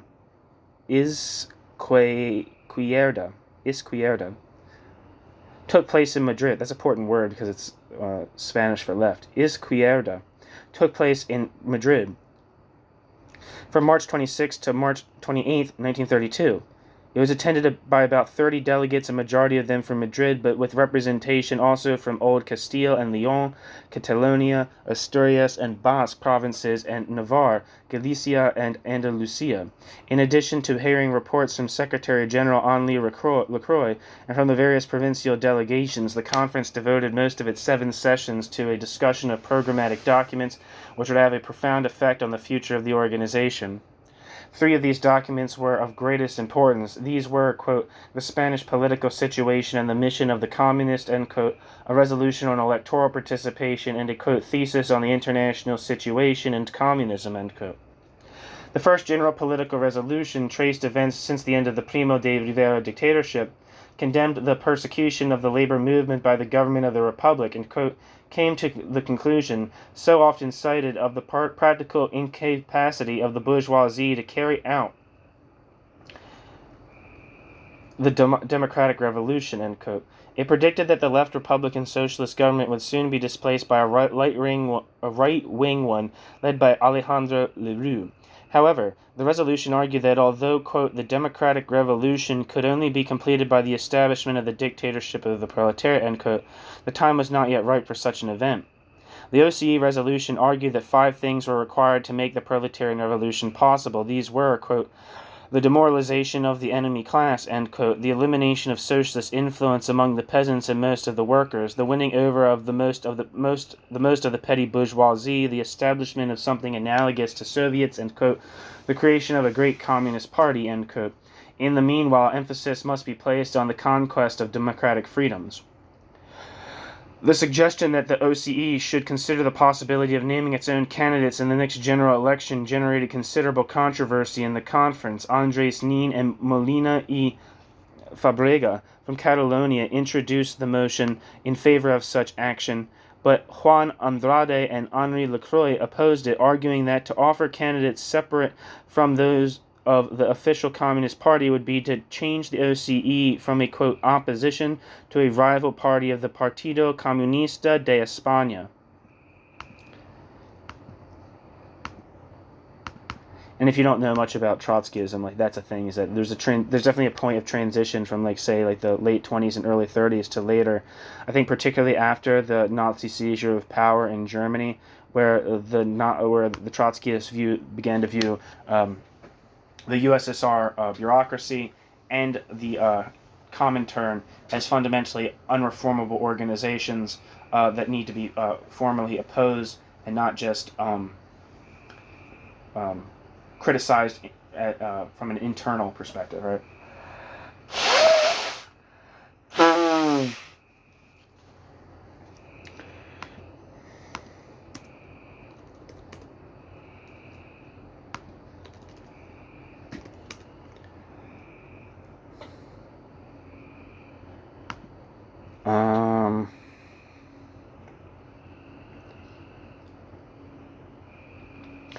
The motion, nonetheless, was passed by a majority of the delegates.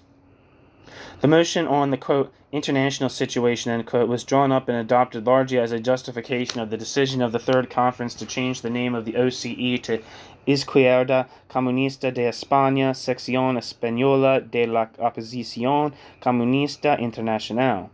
Although not proposing the full establishment of a second communist party in Spain or a rival to the Comintern on the international level, the resolution was very critical of the, quote, opposition, end quote, role which international Trotskyism had maintained until that point.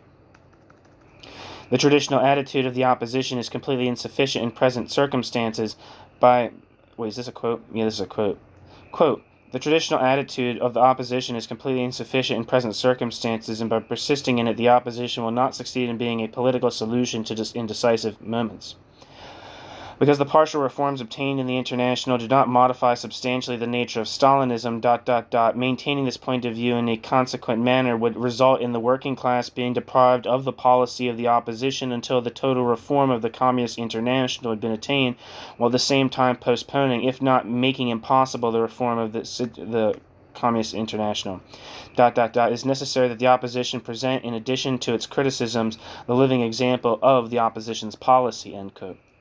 Pages has paraphrased the resolution's concept of how this should be done. Quote, this can only be achieved if, in addition to linking itself immediately with the Communist International and marching together in everything possible, the opposition is converted into an active force which puts into practice its own policy without waiting for the International to accept it, end quote.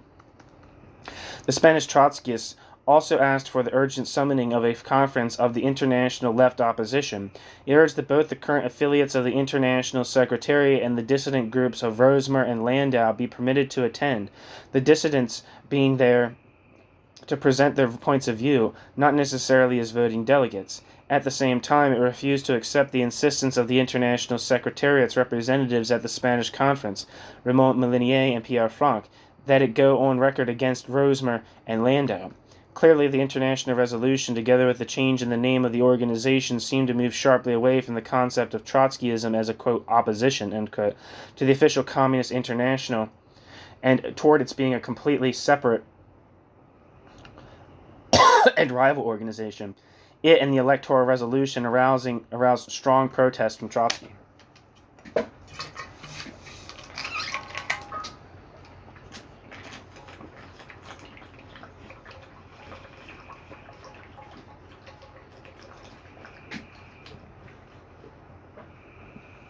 Excuse me. The first public evidence of the attitude of Trotsky and those closely associated with him came from the German section. It is issued a letter, a quote, letter of the German opposition to all members of the Spanish opposition, end quote, which was published by the International Secretariat in January 1933. That document accused the Spanish Trotskyists of seeking to set up a, quote, second party and a, quote, fourth international, end quote, and it emphasized that was against the, quote, line, end quote, of the international left opposition.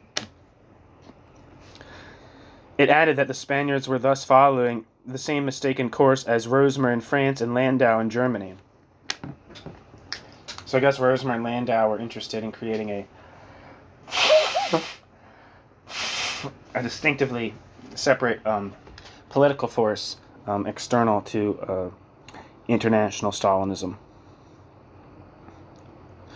The Germans emphasized that the Communist Party was still, quote, our, end quote, party, and the Comintern, quote, our, end quote, international. That the Germans were speaking for Trotsky became clear in the document submitted by Trotsky himself to the February 1933 conference of the international opposition. In that document, Trotsky wrote, quote, on the question of faction or independent party, the Spanish section at its last conference took an ambiguous position, to say the least, by declaring itself in favor of setting up its own list of candidates at parliamentary and other elections. This decision, which is contrary to the policy of the left opposition and was in no way prepared for in practice, remained a platonic but nonetheless harmful demonstration. On the road to alienation from the Bolshevik-Leninists, the leaders of the Spanish opposition went so far as to consider it possible to change the name of their organization by assuming the name of, quote, left communist, end quote, an obviously false name from the standpoint of theory. The Spanish comrades put themselves into contradiction with the international left opposition and at the same time approached the name taken by the Lenin Bund, the Rosmer Group, etc. No serious revolutionary will believe that such an important step was taken by accident without a political reason. Sorry, 1 second.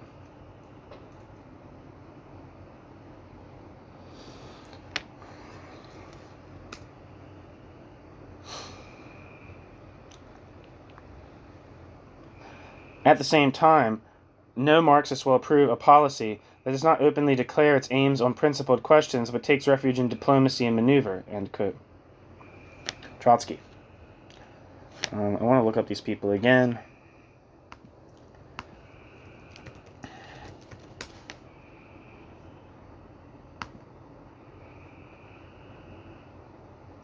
Alfred Rosmer, was an American-born French communist political activist and historian who was a leading member of the Comintern. Rosmer is best remembered as a political associate of Leon Trotsky and a memoirist.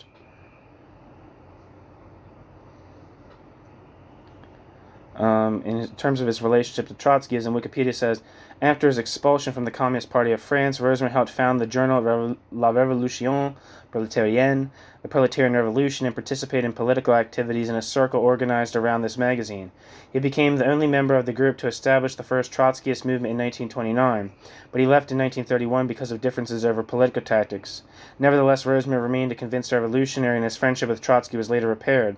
Rosmer visited the exiled Trotsky in Mexico in 1939. In Mexico, Rosmer was a member of the Dewey Commission, which cleared Trotsky of all charges made during the Moscow trials. Maybe I've already looked Rosmer up in this while I'm reading this, so that's kind of funny. But, I don't know, I keep forgetting. Where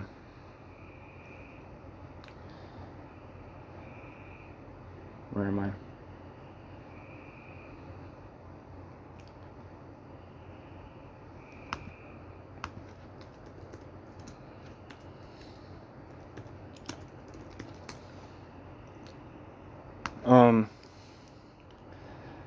The Lenin Bund, which translates as the Lenin League, was a German revolutionary socialist organization that was active during the later period of the Weimar Republic.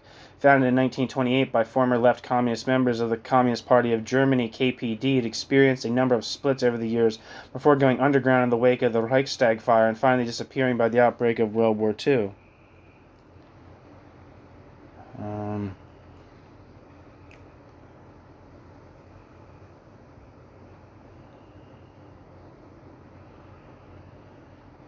You know what, I'll read the whole fucking little history here.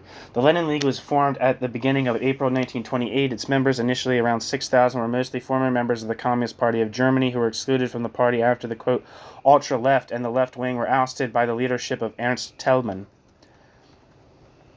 Among them were several left communist members of the Reichstag and Prussian Landtag and other prominent members of the party such as Ruth Fischer, Arkady Maslov, Werner Scholem, Paul Schlecht, Hugo Urbans, and Guido Hayem. The founding members expressed their solidarity with the positions of the united opposition around Leon Trotsky and Grigory Zinoviev in the Soviet Union, and criticized various aspects of the policies of the Communist International and the Communist Party of the Soviet Union, e.g. the Stalinist line of, quote, socialism in one country, end quote, and the alliance with the Comintern in China as, quote, revisionist deviations, end quote. Before the 1928 German federal election, the organization experienced its first major split when, with the exception of Hugo Urbans, who led the Lenin League to its end, all of its prominent politicians left the organization because of the surrender of Grigory Zinoviev and Lev Kamenev to the majority positions in the USSR, and the participation in the elections being seen as premature. The results of the 1928 election, 0.26%, 80,230 votes, was therefore disappointing. The slow but steady process of disintegration soon became unstoppable, especially as the KPD violently attacked the Lenin League within the framework of the politics of the Third Period, where any non-communist workers' organization was labeled as fascist. Individual members like Fritz Szymanski joined the KPD and others like Guido Hayem joined the SPD, so the Lenin League shrank to around 1,000 members. The Lenin League remained important only in a few localities. In Dortmund, Neu-Isenburg,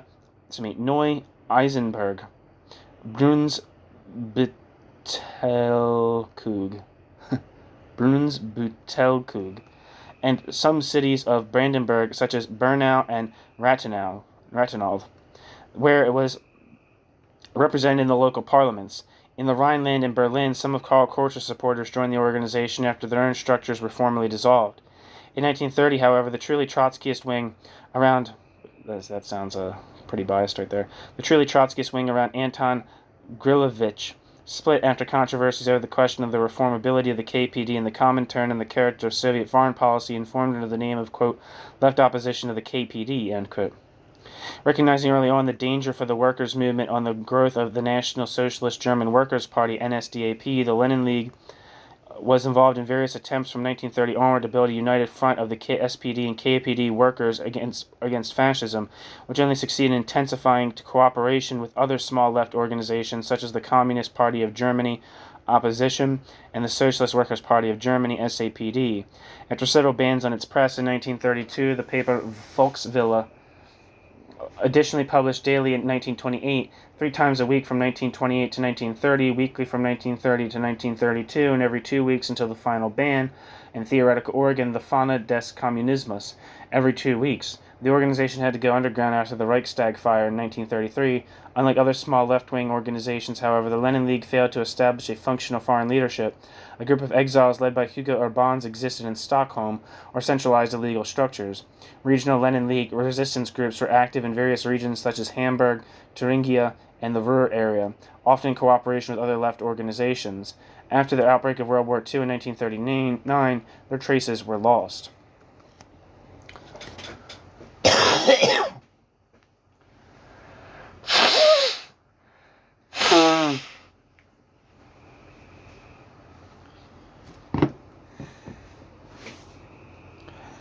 All right, back to the text.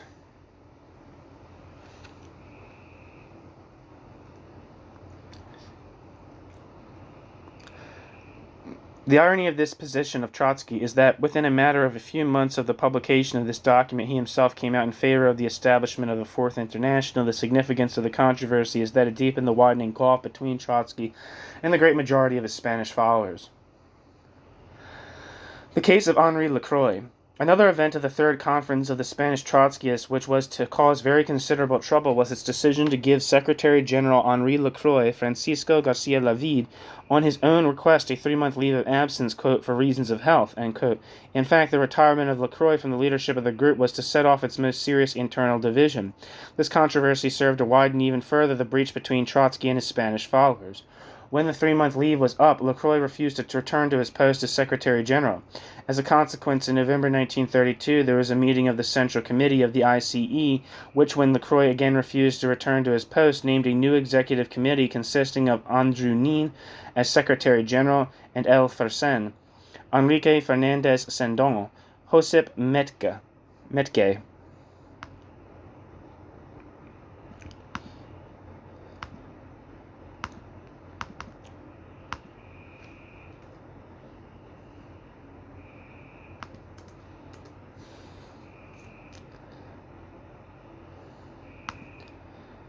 Narciso Molina y Fabrega, and Elgino Goni, pseudonym Francisco de Cabo, as administrative secretary.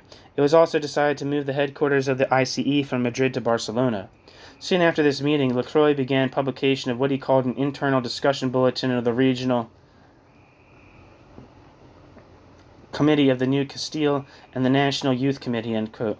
In fact, Lacroix's group seems to have consisted only of himself and 6 other members of the local Madrid organization of the ICE: Grandizo Muniz, Ernesto Toho, Avarista Gil, Jose Maria Land Esabal, Petra Pastor, and, quote, Roberto.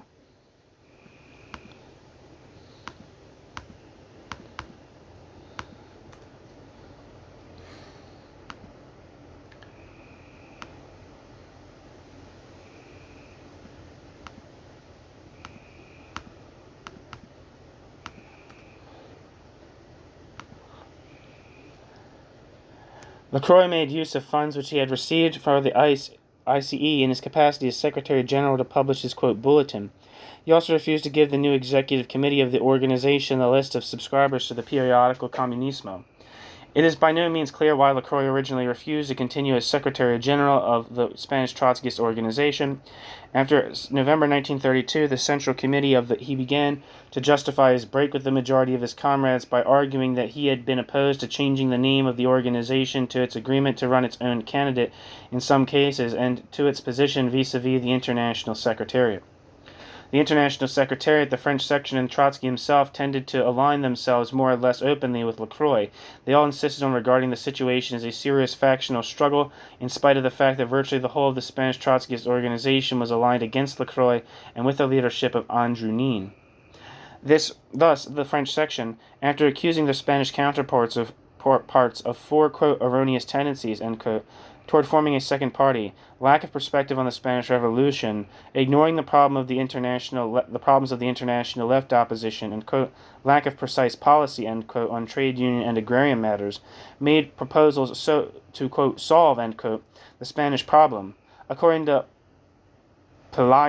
Pages, these suggestions were, quote, the opening of an ample political discussion on the basis of a letter from the international opposition to all members of the Spanish opposition, the publication of an internal bulletin to assure discussion, the constitution of an international commission of 3 members to participate directly in the discussion, and a large meeting of the international secretariat with the collaboration of representatives of the different currents which had become manifest in the Spanish section, end quote.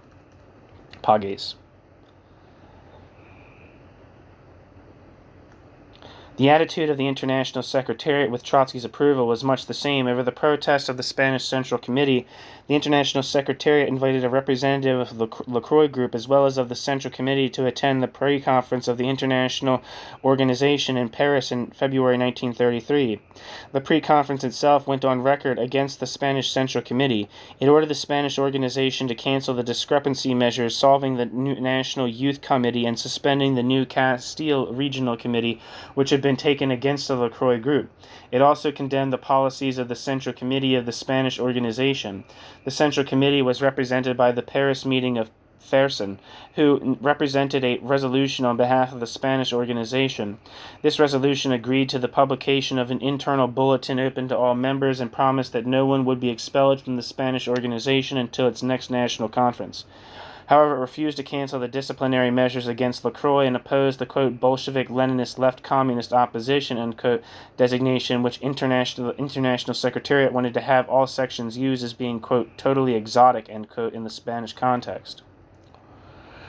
This resolution also attacked the procedures of the International Secretariat. It claimed that, quote, nothing is represented for discussion. Approval has only been asked of the Spanish section, which has been formulating criticisms of your leadership, which it continues to think are justified.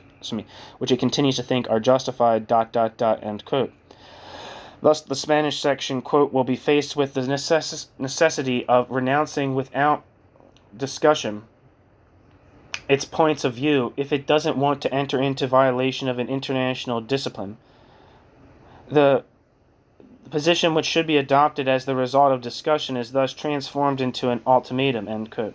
The resolution ended by congratulating the international movement for having come round to the point of view of the relationship of the opposition to the Comintern, which the Spanish section had adopted and been severely criticized for some months previously.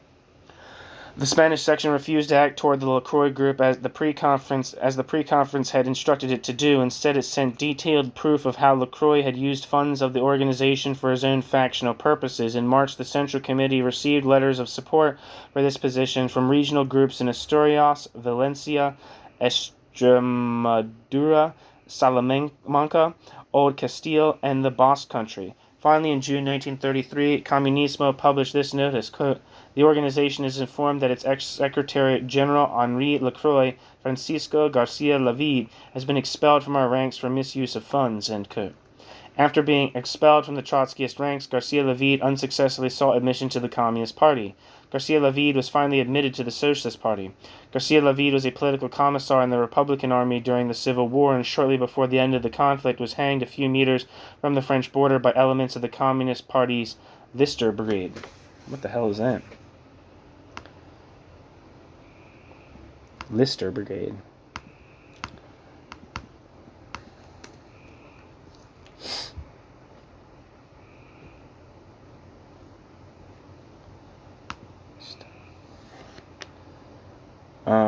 It seems like it's referring to the 1st Mixed Brigade, also known as the Brigada Lister, was a mixed brigade of the Spanish Republican Army in the Spanish Civil War. It was disbanded on the 9th of February 1939.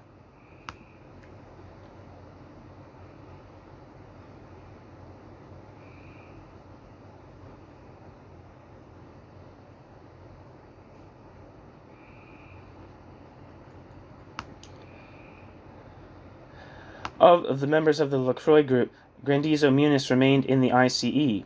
Toho dropped out of politics entirely, and Gomila ended up during the Civil War as a member of the fascist Falange.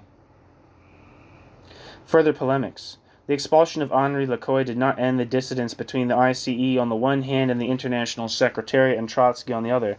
For one thing, the International Secretariat continued to work behind the back of the Central Committee of its Spanish affiliate, maintaining a correspondence with two people who had at first supported Lecoy but were no longer members of the organization, Arlen, a professional soldier, and Mariano Vela.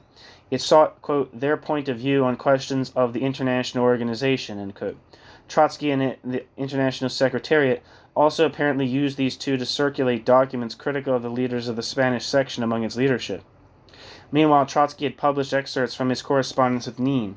He prefaced these with an introduction which said, among other things, that, quote, Comrade Andres Nin, who has been in permanent conflict with the international opposition and the leaders of all the other sections, denies at the same time the existence of theoretical or political differences, end quote, Trotsky.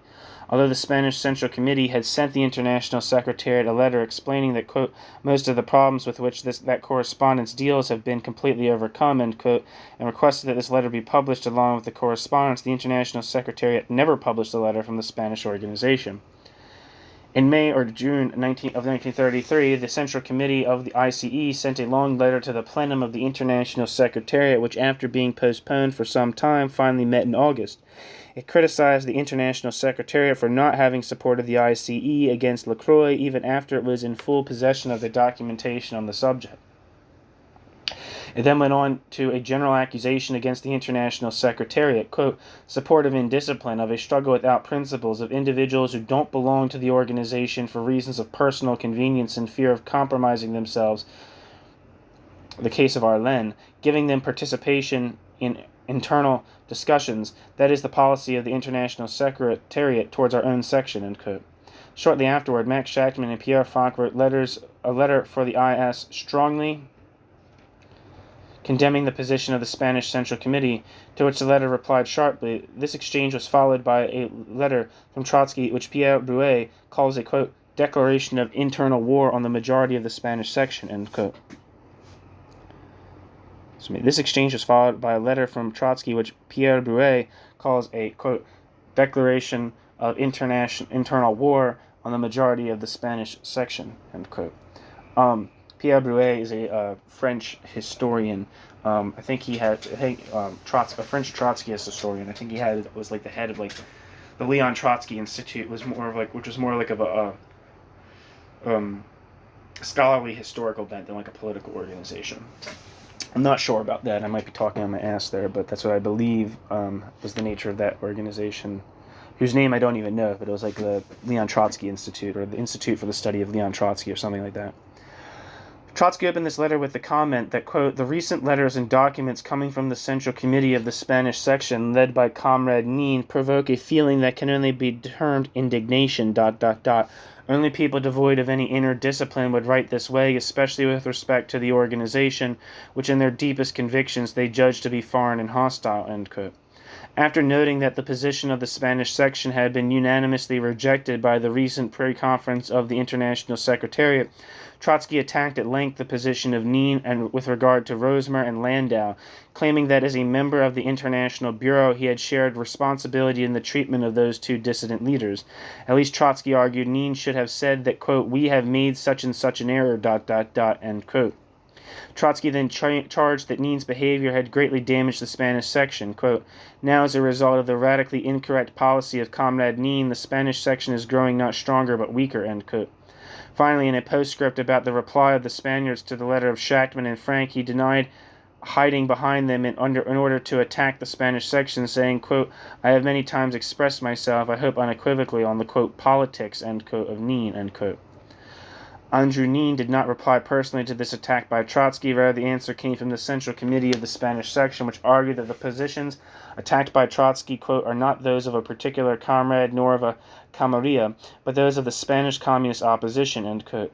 It accused Trotsky of wanting to, quote, eliminate Nin, laden with blame, in order to form a section of docile puppets, without any regard to quality or background, and to say, quote, the Spanish section has finally found the right path, end quote, and everything else that is usual in these cases, end quote.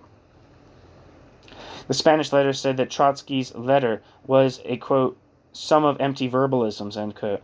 It went on to add that, quote, however great his talents and his political experience, those can produce only... One second.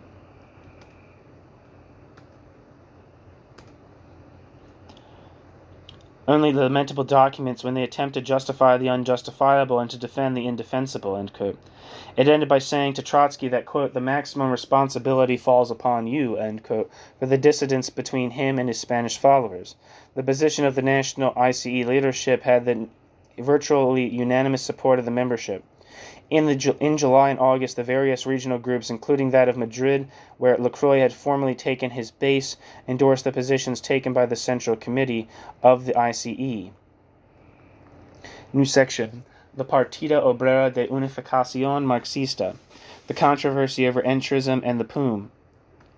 For some time after this exchange, relations remained relatively calm between ICE on the one hand and Trotsky and the International Secretariat on the other. Although the Spanish section did not send a delegate to the August 1933 plenum of the International Secretariat, it did send a letter to the meeting setting forth its points of view. It endorsed the change in orientation of the international movement, which was soon to result in the call for a Fourth International, and urged that the movement take the name International Communist League. It also urged the reorganization of the International Secretariat and its transfer from Paris to Brussels. During the next year or more, marked in Spain by the right-wing electoral victory in November 1933 and culminating in the abortive revolutionary efforts of part of the left in October 1934, the Trotskyists played a secondary but very active role in the organization and conduct of the Alianza Obrera Workers Alliance. Nin signed the agreement forming the first such group in Catalonia and served on its executive committee. The Asturian Trotskyists also participated in the leadership of the Alianza Obrera, where, while in Extremadura, they were the principal group taking the initiative in establishing such an organization. These were alliances of most of the trade unions, labor-based political groups except the CNT-FAI. With the revolution of October 1934, the Trotskyists were also part of the movement. They helped organize a workers' militia group in Catalonia, which never got to go into action, and in Asturias, where the temporary success of the revolution was greatest and the struggle lasted longest, the principal Trotskyists of the region played significant roles in the conflict. It is significant to note that with the establishment of the Alianzas Obreras, the Spanish Trotskyists gave up their insistence on the need for establishing Soviets analogous to those of the Russian Revolution.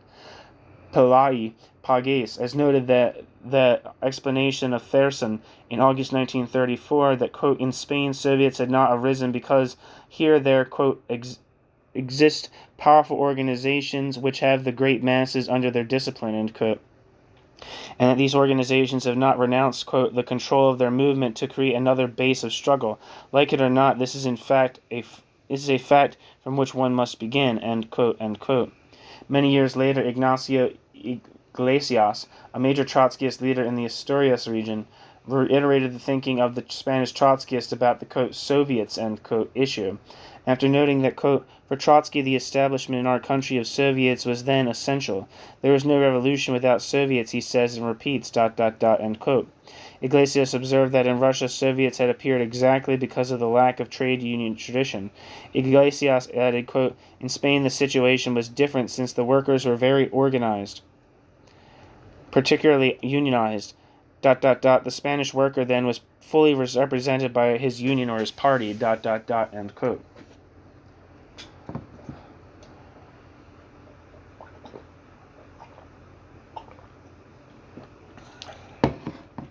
The defeat of the October 1934 revolution brought all of the Marxist groups to a realization of the need for greater unity, both on the trade union and political party levels, in order to be able to fight what they all saw as a drift towards fascism in Spain. This feeling was particularly strong in Catalonia, where starting early in 1935, a series of conversations was held among the local organizations of the Socialist and Communist parties, together with the PSUC of Joaquín, Maurín, the ICE, and two regional parties, the Unión Socialista de Catalunya and the Parti Català Proletari, to explore the possibility of merging them into a single party. These conversations proceeded through June 1935.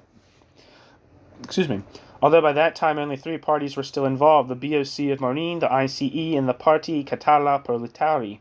Finally, the last of these also withdrew from further discussions. It was in the end only the Izquierda Comunista Español and the Bloque Obrero y Campesino which reached agreement on the formation of a new party, the Partido Obrero de Unificación Marxista, POUM, which came into formal existence at the end of September 1935. Meanwhile, international Trotskyism had entered into the period of the, quote, French turn, end quote, that is, quote, entrism, end quote, into the socialist parties in various countries. Clearly, this was not the tactic adopted by the Spanish Trotskyists, and disagreements over the issue led close to a final break with Trotsky and the international movement. In a letter addressed to A. Gonzalez, a member of the U.S. Trotskyist group who was particularly concerned with the movement in Latin America, Juan Andrade explained the evolution of the thinking of the Spanish section on entrism. He noted that at a plenum of the ICE on September 15, 1934, quote, the point of view expressed, ... can be summed up as follows: total opposition to the, quote, new course, end quote, absolute condemnation of the erroneous policy of the International Secretariat on this question, and the constitution of an organized group in the interior of the ICL, grouping all the adversaries of the policy of the International Secretariat and of the turn, end quote. This position was adopted unanimously. Ignacio Iglesias regarded the refusal of the Spanish Trotskyists to follow the French turn to the definitive break between them and Trotsky. Quote, in September 1934, there was therefore practically formalized the break of the Spanish Trotskyists with Trotsky.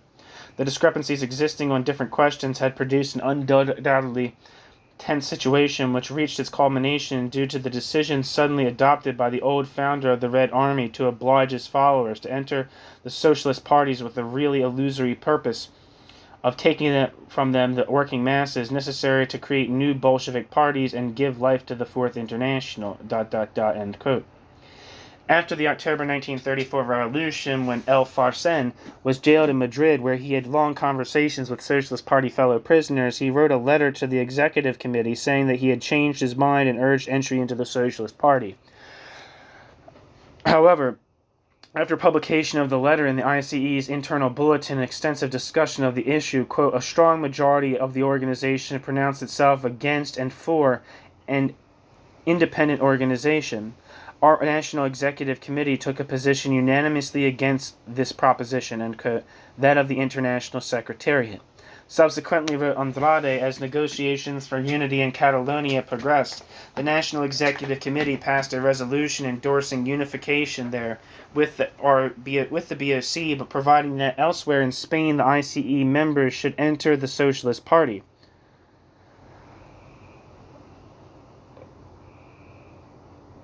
This idea was strongly rejected by the Madrid group. Quote, the majority of our organization accepted this position, and the National Executive Committee itself, adopting the opinion thus expressed by the majority of the militants, declared itself favorable to a new party throughout all of Spain, end quote.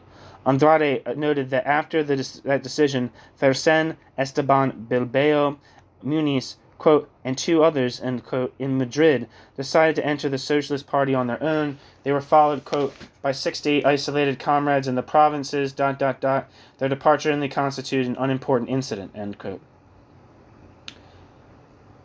The International Secretariat, presumably seconded by Trotsky, strongly opposed the decision to form the POUM. In a letter dated July 1935, the International Secretariat wrote to the Executive Committee of ICE that this would amount to, quote, your absorption by the Workers and Peasants Bloc, end quote. It added that, quote, if you had at least had the right to form factions and had entered with your flag and your own ideas, the question might have been judged differently, end quote. However, the agreement reached by ICE was declared, quote, totally unacceptable, end quote.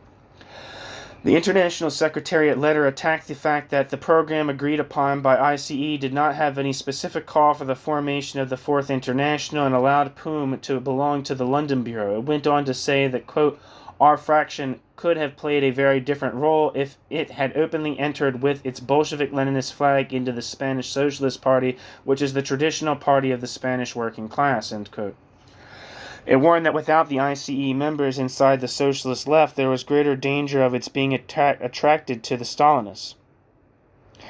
The International Secretariat demanded that further negotiations with the BOC be suspended and a new discussion be undertaken within the ICE. It also suggested that there be a rapprochement with Fersen and the others who entered the Socialist Party and offered to serve as intermediary for that purpose.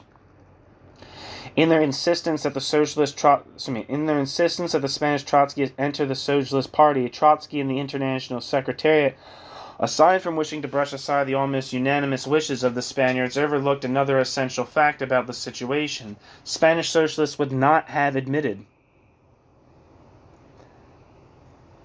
the Trotskyists under the conditions in which Trotsky wanted them to enter the PSOE. Jean Rousse, sent by the International Secretariat to report on the formation of the POUM, later recognized this. Quote, "It is necessary, however, to note that the Socialist Party will not tolerate a Bolshevik-Leninist fraction, parenthesis, flags flying, end parenthesis, hence the necessity for underground work," end quote. Jean Rousse, or Jean Roux.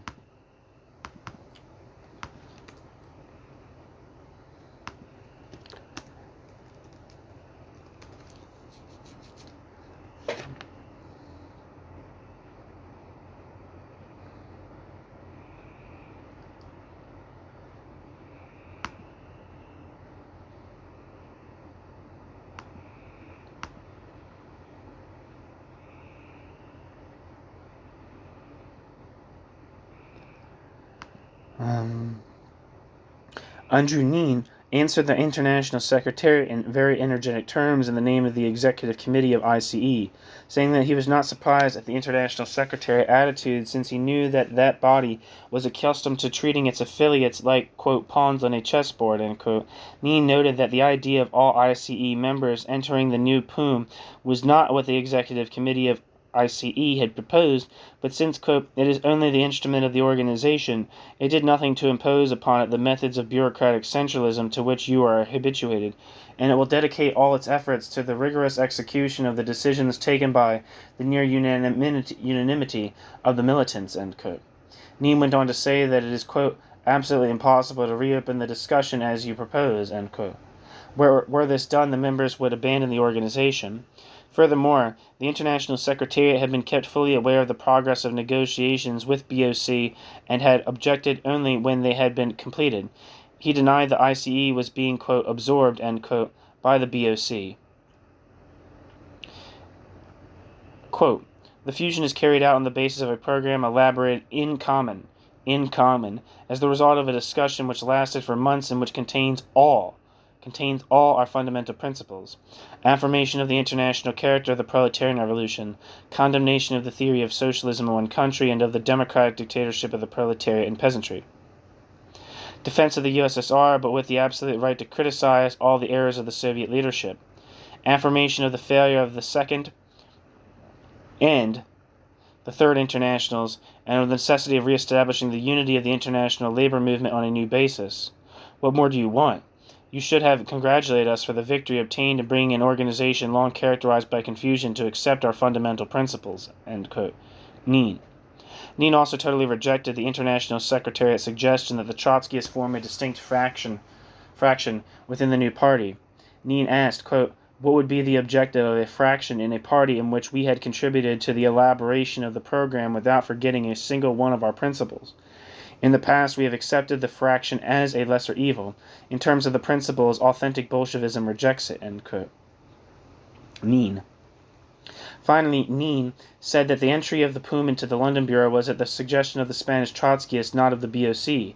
Neen added that they were going into the London Bureau for the purpose of propagating Trotskyist ideas, quote, just as the Bolshevik Leninists have done who entered into sections of the Second International, end quote. So it was like Spanish Trotskyist engaging in entrism in the independent legal party, or the London Bureau. In letters many years later, Joaquín Maurín presented the unification of the BOC and ICE in a quite different light from that which Neen portrayed it in 1935. Writing to Andreu on May 18, 1972, Maurín said, quote, The only concession which the BOC made to the ICE was the change in the name of its party, end quote. Maurín added that, quote, I never evolved in 1934 to 35 towards positions defended by Trotsky and the Trotskyists. In the first place, I read the books which Trotsky published, but not the Trotskyist periodicals. The Trotsky, the Trotskyists, and I coincide in the criticism of Stalinism. That Trotsky, the Trotskyist, and I coincide in the criticism of Stalinism was natural. From that to say that I had evolved towards Trotskyism was far off the path, end quote.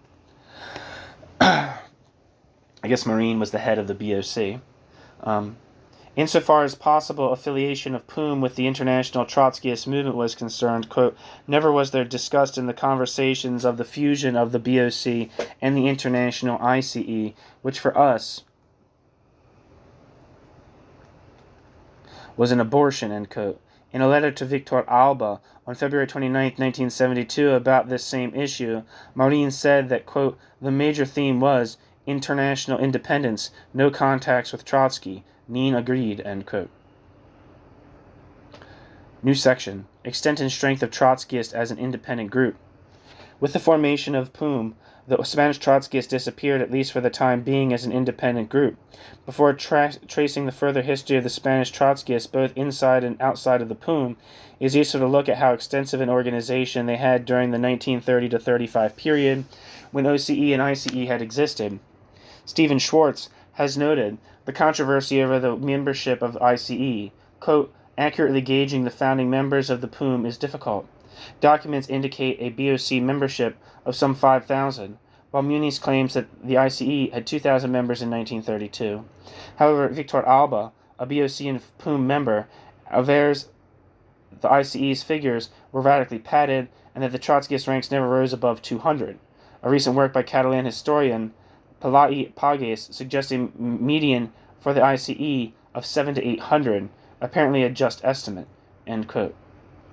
During the 5 years as a separate political organization, the Trotskyites had established regional federations and local groups in wide scattered parts of Spain. One of the most important of these was always in Madrid.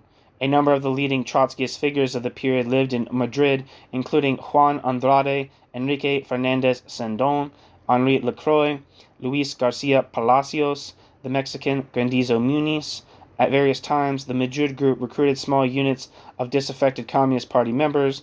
The Madrid Trotskyists had at least some very modest trade union influence. Thus, Henri Lacroix was for a while a member of the executive of the CNT Painters Union.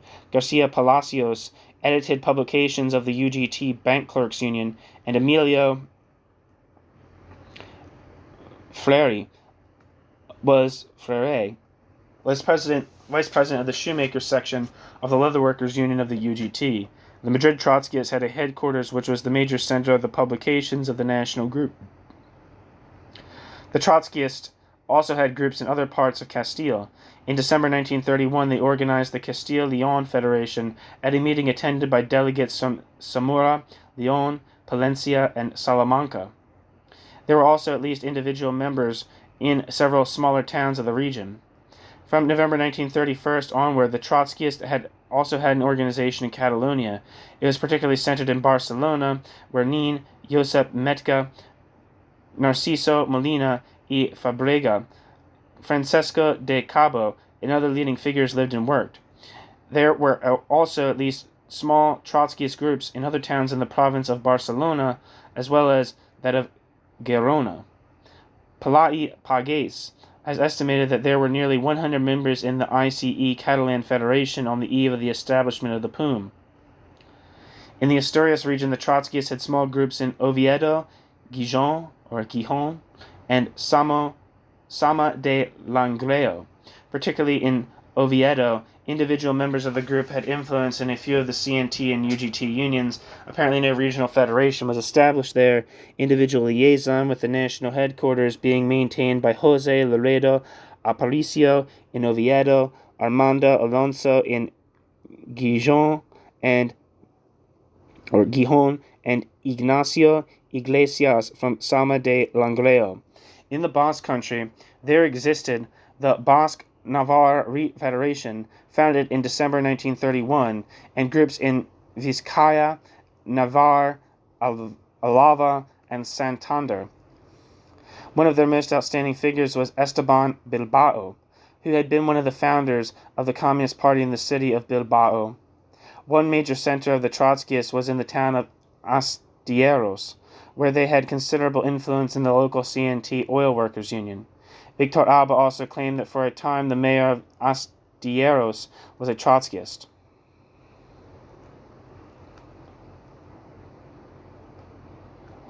There were several groups and some scattered members of the opposition who made up its Galician Federation.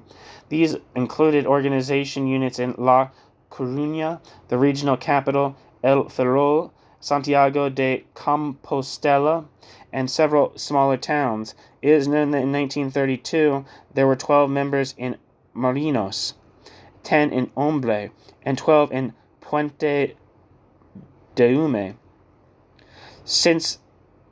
With the outbreak of the Civil War, Galicia fell almost immediately into the hands of the military insurrectionists. Virtually all Galician oppositionists were murdered by the rebels in the first days of the rebellion.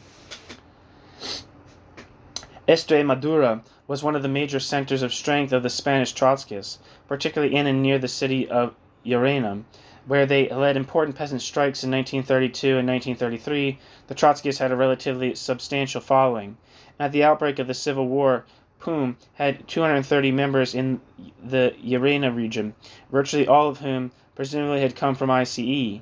There were smaller groups in several other Extremadura areas. Luis Rastrojo, a member of the National Executive of ICE, was the principal Trotskyist leader in Extremadura. Here, too, most of the Trotskyists perished in the first weeks of the Civil War. One of the weakest areas of the country in terms of Trotskyism was Andalusia. There were small groups in Sevilla, Algeciras,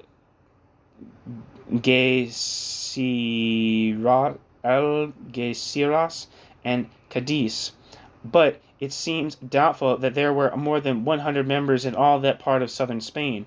Apparently no regional federation existed in Andalusia. The Trotskyists appear also to have been weak in the southeastern coastal regions of Spain, that is, Valencia, Albacete, and Murcia. One town in which they apparently had some importance was the port of Sagunto, where it is known that they participated in the formation of the local Alianza Obrera early in 1934. Jean Rus,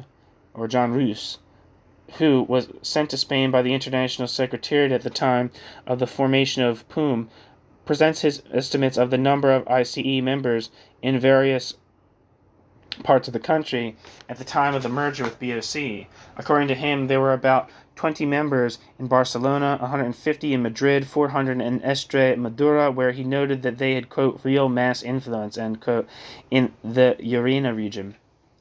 Rus reported a group of 20 members in Sevilla, 3 groups with a total of 40 members in Asturias, a unit of 10 in Bilbao, and one of 20 in Salamanca, quote, exercise strong trade union influence, end quote. He credited the Trotskyist unit in Astilleros with 12 to 20 members and noted the existence of a group in Gijón. Finally, he said that in Galicia there were, quote, other small groups of 2 or 3 comrades, end quote, in Orense, Santiago de Compostela, and Lugo. It seems likely that Rus underestimated ICE membership. Certainly, Victor Alba's estimate of 200 in all of Spain considerably understates the size of ICE.